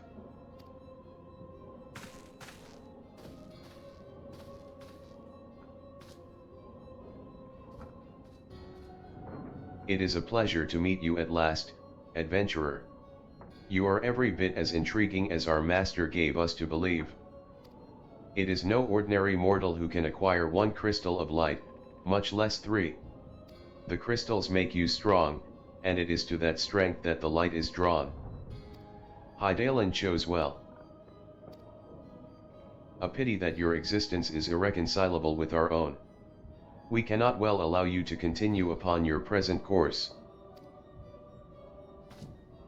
Alas, we came here not to play, but to take the measure of your strength for Master Lahaveria. That task now accomplished, we take our leave of you.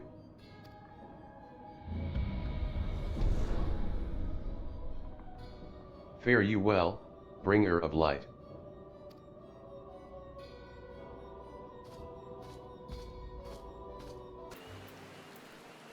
You are returned. What sights awaited you within the manor? What has become of Lady Amandine? You must tell me all. So she went so far as to consort with devils. Would that I could have done more to prevent her fall. May she finally find peace in the beyond. I know not whether the masked men you encountered are the same pair that first led my lady astray, but it is plain that they are of the same vile brood.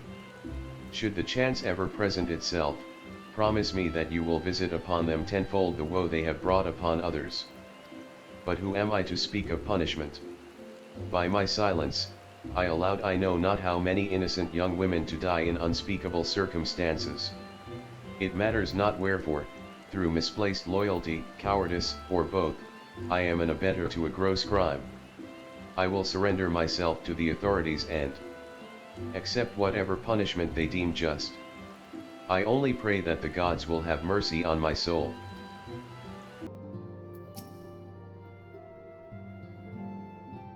Welcome back, Chaddington. Full glad am I to see you safely returned. Tell me, how fared you on your sojourn in the Twelves Wood?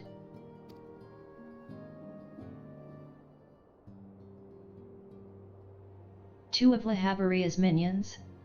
And they sought to measure your strength, by their own admission? The devils taunt us. It is beyond doubt, then, the Ascians have begun to move in earnest. Would that we knew to what end. Yet I will not bemoan our plight. Thanks to your tireless efforts, we are at least aware of the encroaching darkness. Alas, we can only do so much. It is clear to me now that we Scions are too few to protect the realm against this threat unaided. We must needs alert the 3 nations to the presence of this elusive enemy, and recommend that they heighten their vigil. There is no shortage of misery in the world that the Ascians might exploit. We have an arduous struggle ahead of us. Yet come what may, we must not allow ourselves to become lost to hope, for that is precisely what the enemy desires. We have gleaned all we can from the information available to us. Let us set this investigation aside for the present.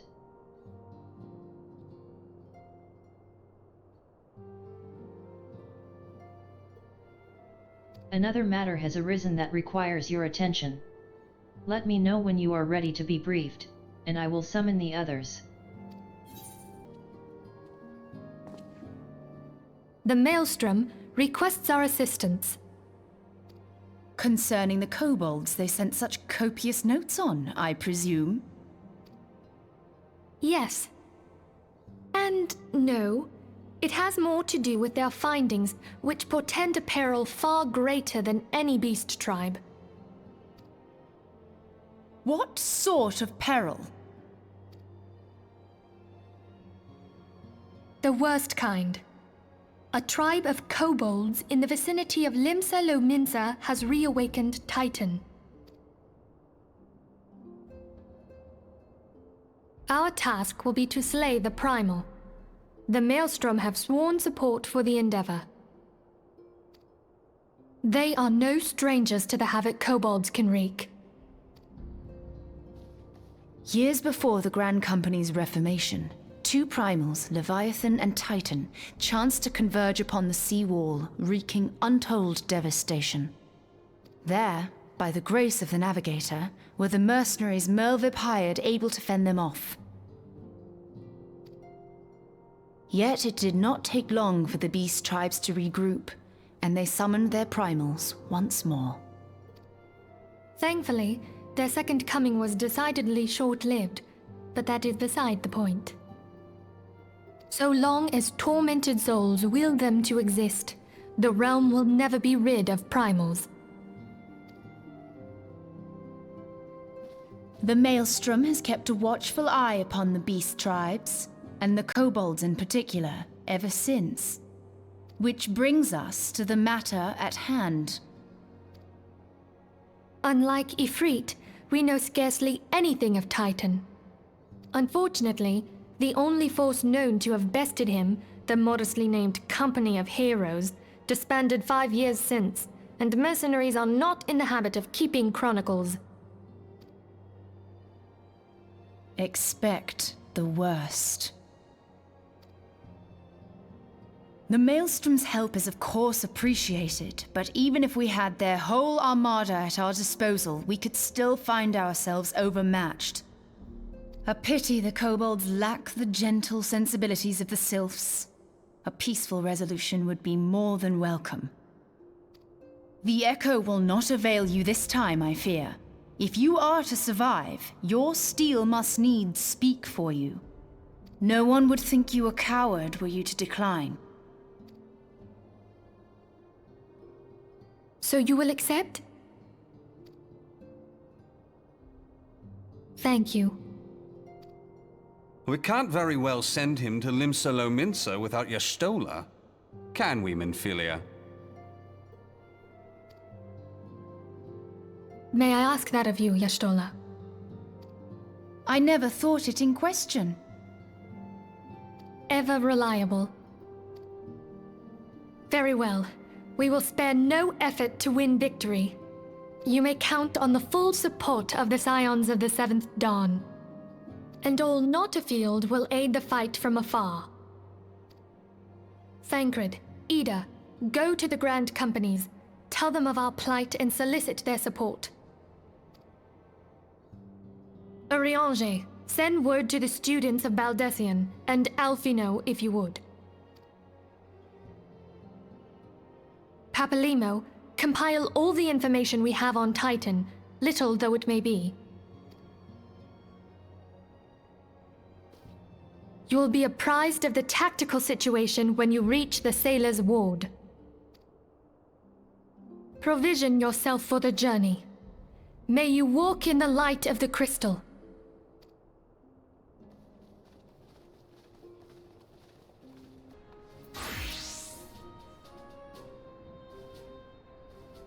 Good to see you, Corporal Sprouteroo. The Scions sent word that you were on your way. To business, then. It is as we told the antecedent. The kobolds have once again summoned Titan. A little over a moon ago, we began to observe the beastmen moving south in increasing numbers from Ogomora. Our scouts subsequently confirmed the object of their aggression. Crystals. Fodder for their fell primal.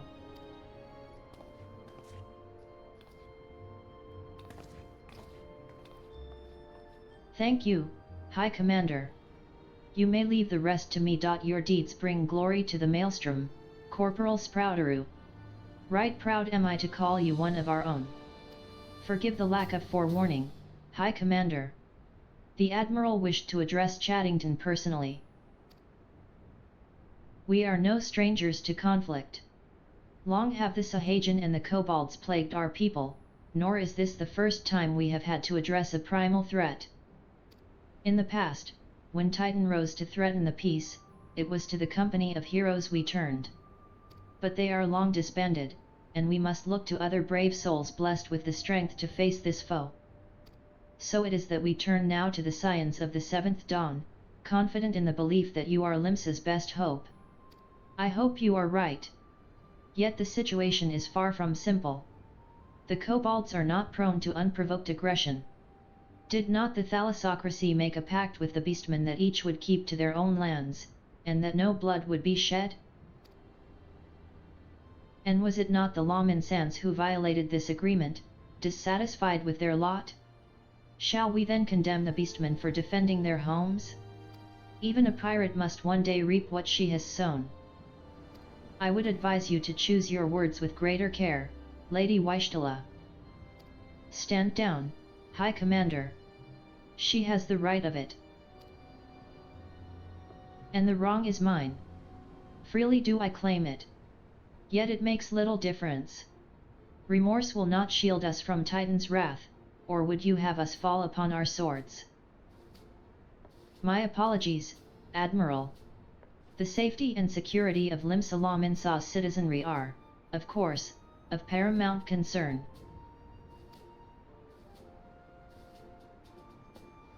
Already, we have observed disruptions in the flow of ether further inland.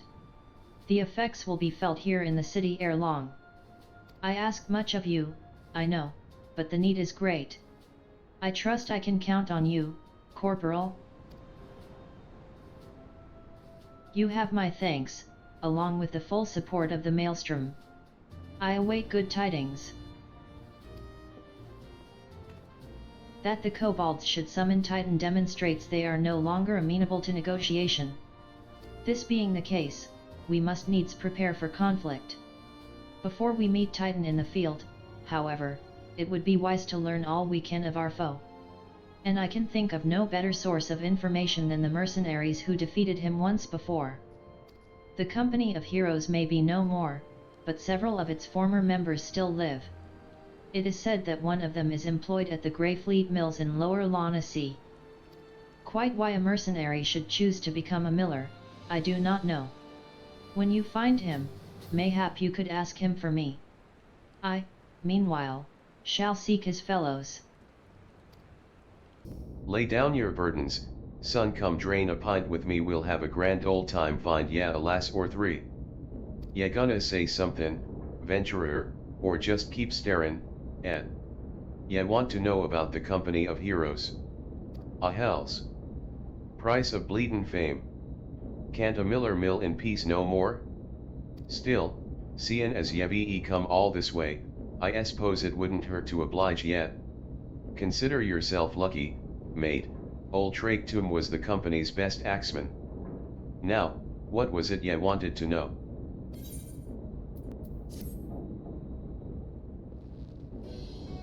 Gahaha. So, ye want to hear the tale of how the company of heroes bested a primal, do ye? Let me guess, ye mean that bastard Titus. Oh, if only ye'd been there to see it. 'Twas a mighty struggle, like the legends of old. Me and the boys fought him for 3 days and nights, we did. The ground trembled with every step Titus took, and when he hit ye, boy, it felt like a cannonball to the gut. Ugh. Just like that. Oi, what's that look for? I'm a god's damned hero, I'll have you know. The people round here sing me praises. Don't tell me ya only care about learnin' the secret tactics we used to beat old Titus. Well, too bad, 'cause now I'm not feelin' charitable. If you're so damn desperate, then why don't ya do me a favor and kill those rats that made a nest by the windmill just south of here? Do that, then we'll talk. Yeah. So the beasties are dead, are they? Nice work, venturer. Saved me the hassle of, never mind. What? Ya still a skin about how we beat Titus? I dunno, venturer, it was a pretty risky strategy, the kind only a veteran of 10 score battles could rely upon. I want to teach ya, I truly do. But unless ye prove ye have what it takes to face that fat bastard, I can't in good conscience tell you a damn thing. At the very least, yet need to be capable of slayin', say, a Gabo. Come to think of it, that ain't a bad idea. Them creatures have a taste for the flour milled here, so ya ought to have no trouble findin' one in the vicinity. Course, I ain't a skin yet to cut one down quick as a skilled axeman like meself. Anyroad, why don't ye try head and due west and stand and look out case a Gabo comes callin'? Slay it, and I might consider tellin' ye more about old Titus. You again? Then that Gabo that was harassin' the millers is dead? Didn't think ye had it in ye, venturer. Still, you took forever and a day to get the job done. I'm still not sure if I should tell you our secrets.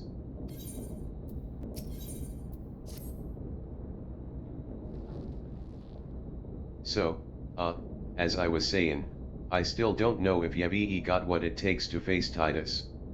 Maybe if yes slew Trake to him. You in here drinking again? If you are, that Gabo had better be dead. Oh, it's dead, Chief, ye have me word on that. Cleave the beast's skull in two with me trusty axe, I did. Is that a fact? And what will your friend here say if I ask him? He'll vouch for me, of course. Ain't that right, friend? Tell me true, was it Trake Tum who slew that Gabo, or was it you? Chief. What are ye sayin'? It's me, Trake Tum, the finest axeman ever to serve in the company of heroes, the legendary mercenaries who slew that bastard Titus. Titus. Titus. Who in the seven hells is Titus? Some primal you fought in a drink-sodden dream. The company of heroes slew Titan, you bloody half-wit. Well, see, Titus was what me and the lads used to call him. That's the biggest load of Sahajanchite I've ever heard. Both of you, outside. We'll learn the truth the Lamanzan way. Trake to him, if you didn't slay that Gabo, you may consider your contract revoked. Alright, I admit it. I lied about Bane in the company of heroes. But I'm beggin' ye, Chief, please don't dismiss me. I've learned me lesson, honest I have. Save your blubbering, Trake to him. Gods, I should have known. Mercy, please. I didn't want to deceive ye, I swear. It's just that I kept gettin' turned away by all the folk I asked for work, and I panicked. See, the last job I had was at Costa del Sol, and there was this grizzled marauder everyone treated like royalty. When I heard he was a captain in the company of heroes, I finally understood why. I wasn't being serious when I said I was one of them. But ye went and believed me, so I, ARR. Look, his name was Weiskaed, alright. Weiskaed. He'll tell ye how to defeat Titus or whatever the hell's that thing's name is. That's what ye wanted, ain't it? So come on, then. Tell the chief to forgive me. It's only fair.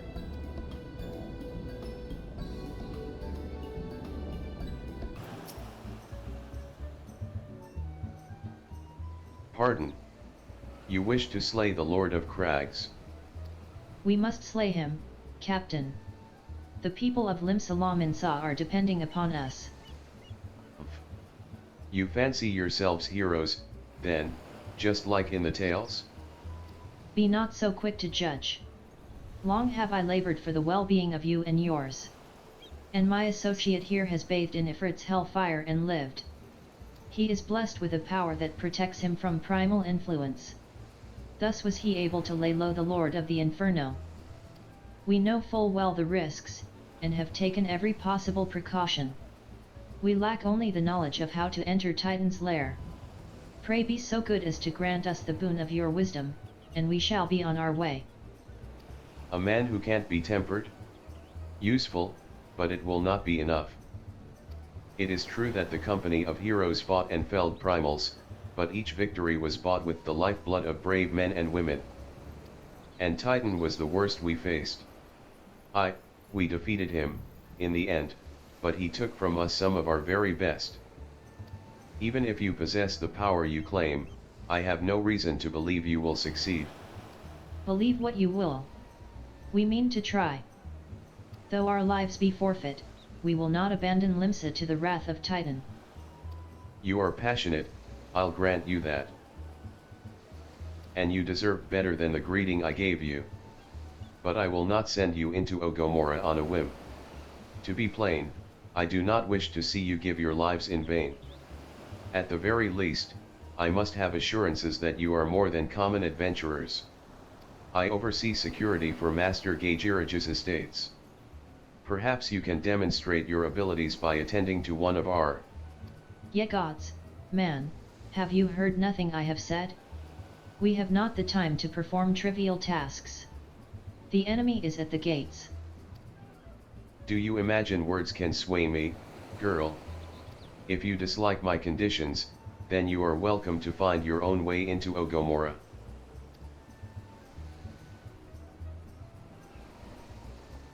Though it pains me to admit it, I fear we have no choice but to acquiesce to the man's demands. Yet much remains to be done if we are to best Titan. Forgive me, but I must ask you to undertake this task alone. I will use the time to see to the remaining preparations. Leaving the dirty work to others, are we? Very well. Pray do whatever the good captain bids, however trifling. Remember, the fate of Limsa Minsa hangs in the balance. Master Gaijirage's requests can be more demanding than you realize. Before I set you to your true task, I would like to verify that this won't be a waste of my time. A Nyx has recently been seen prowling the beach to the east. As you can imagine, my master does not want large slimy creatures anywhere near his lands. The beast is cunning, but you should have no difficulty luring it out with herring. Slay the Nyx and return to me. Oh, and don't forget to bring me a leg as proof of the kill. Well, did you deal with the Nyx? Lest you think me overly cautious for testing you in this way, you should know that we had an incident not long ago. A foolish young employee was dismissed for lying about his past. He claimed to have served in the company of heroes, but I knew for a fact he did not. Anyway, now that the pointless busy work is finished, I shall give you a challenge as befits your talents. Two highly distinguished individuals are scheduled to visit Costa del Sol in the near future, and Master Gaijirage wishes to welcome them with an elaborate banquet. But while money is no object, not everything Master Gaijirage desires can be so easily purchased. It is to be an extremely exotic feast. And so, Chaddington, your mission is to seek out and obtain the rare ingredients our chef requires. Naturally, such fine dining must be accompanied with a suitable wine. And by suitable, I mean the very best there is. That, however, can wait for the time being, as I believe you have enough on your plate as it is. It will be a long and arduous journey, but you need not toil alone. Many of the mercenaries who once served under my command still live, and they will guide you in your quest. For the first ingredient, I would have you travel to the South Shroud and speak with Land Enel at Camp Tranquil. What? Do you mean to tell me that you cannot afford to waste time, as your associate did? Adventurer, if you have not the endurance to complete this mission, how do you expect me to believe you can outlast the Lord of Crags? Either do it or don't, I have work to do. Do you require assistance, adventurer? So this is the one who would challenge Titan. I've been expecting you, Chaddington. The ingredient you seek is the egg of a giant adamant was. The method of acquisition should be obvious, you steal it from the beast's nest, of course. Simple in theory, but difficult in execution. Most who try die in the attempt. Will I help you get it? Ha, you amuse me. I will not jeopardize my position by openly assisting you. From me you will receive only information. What you do with it is your choice.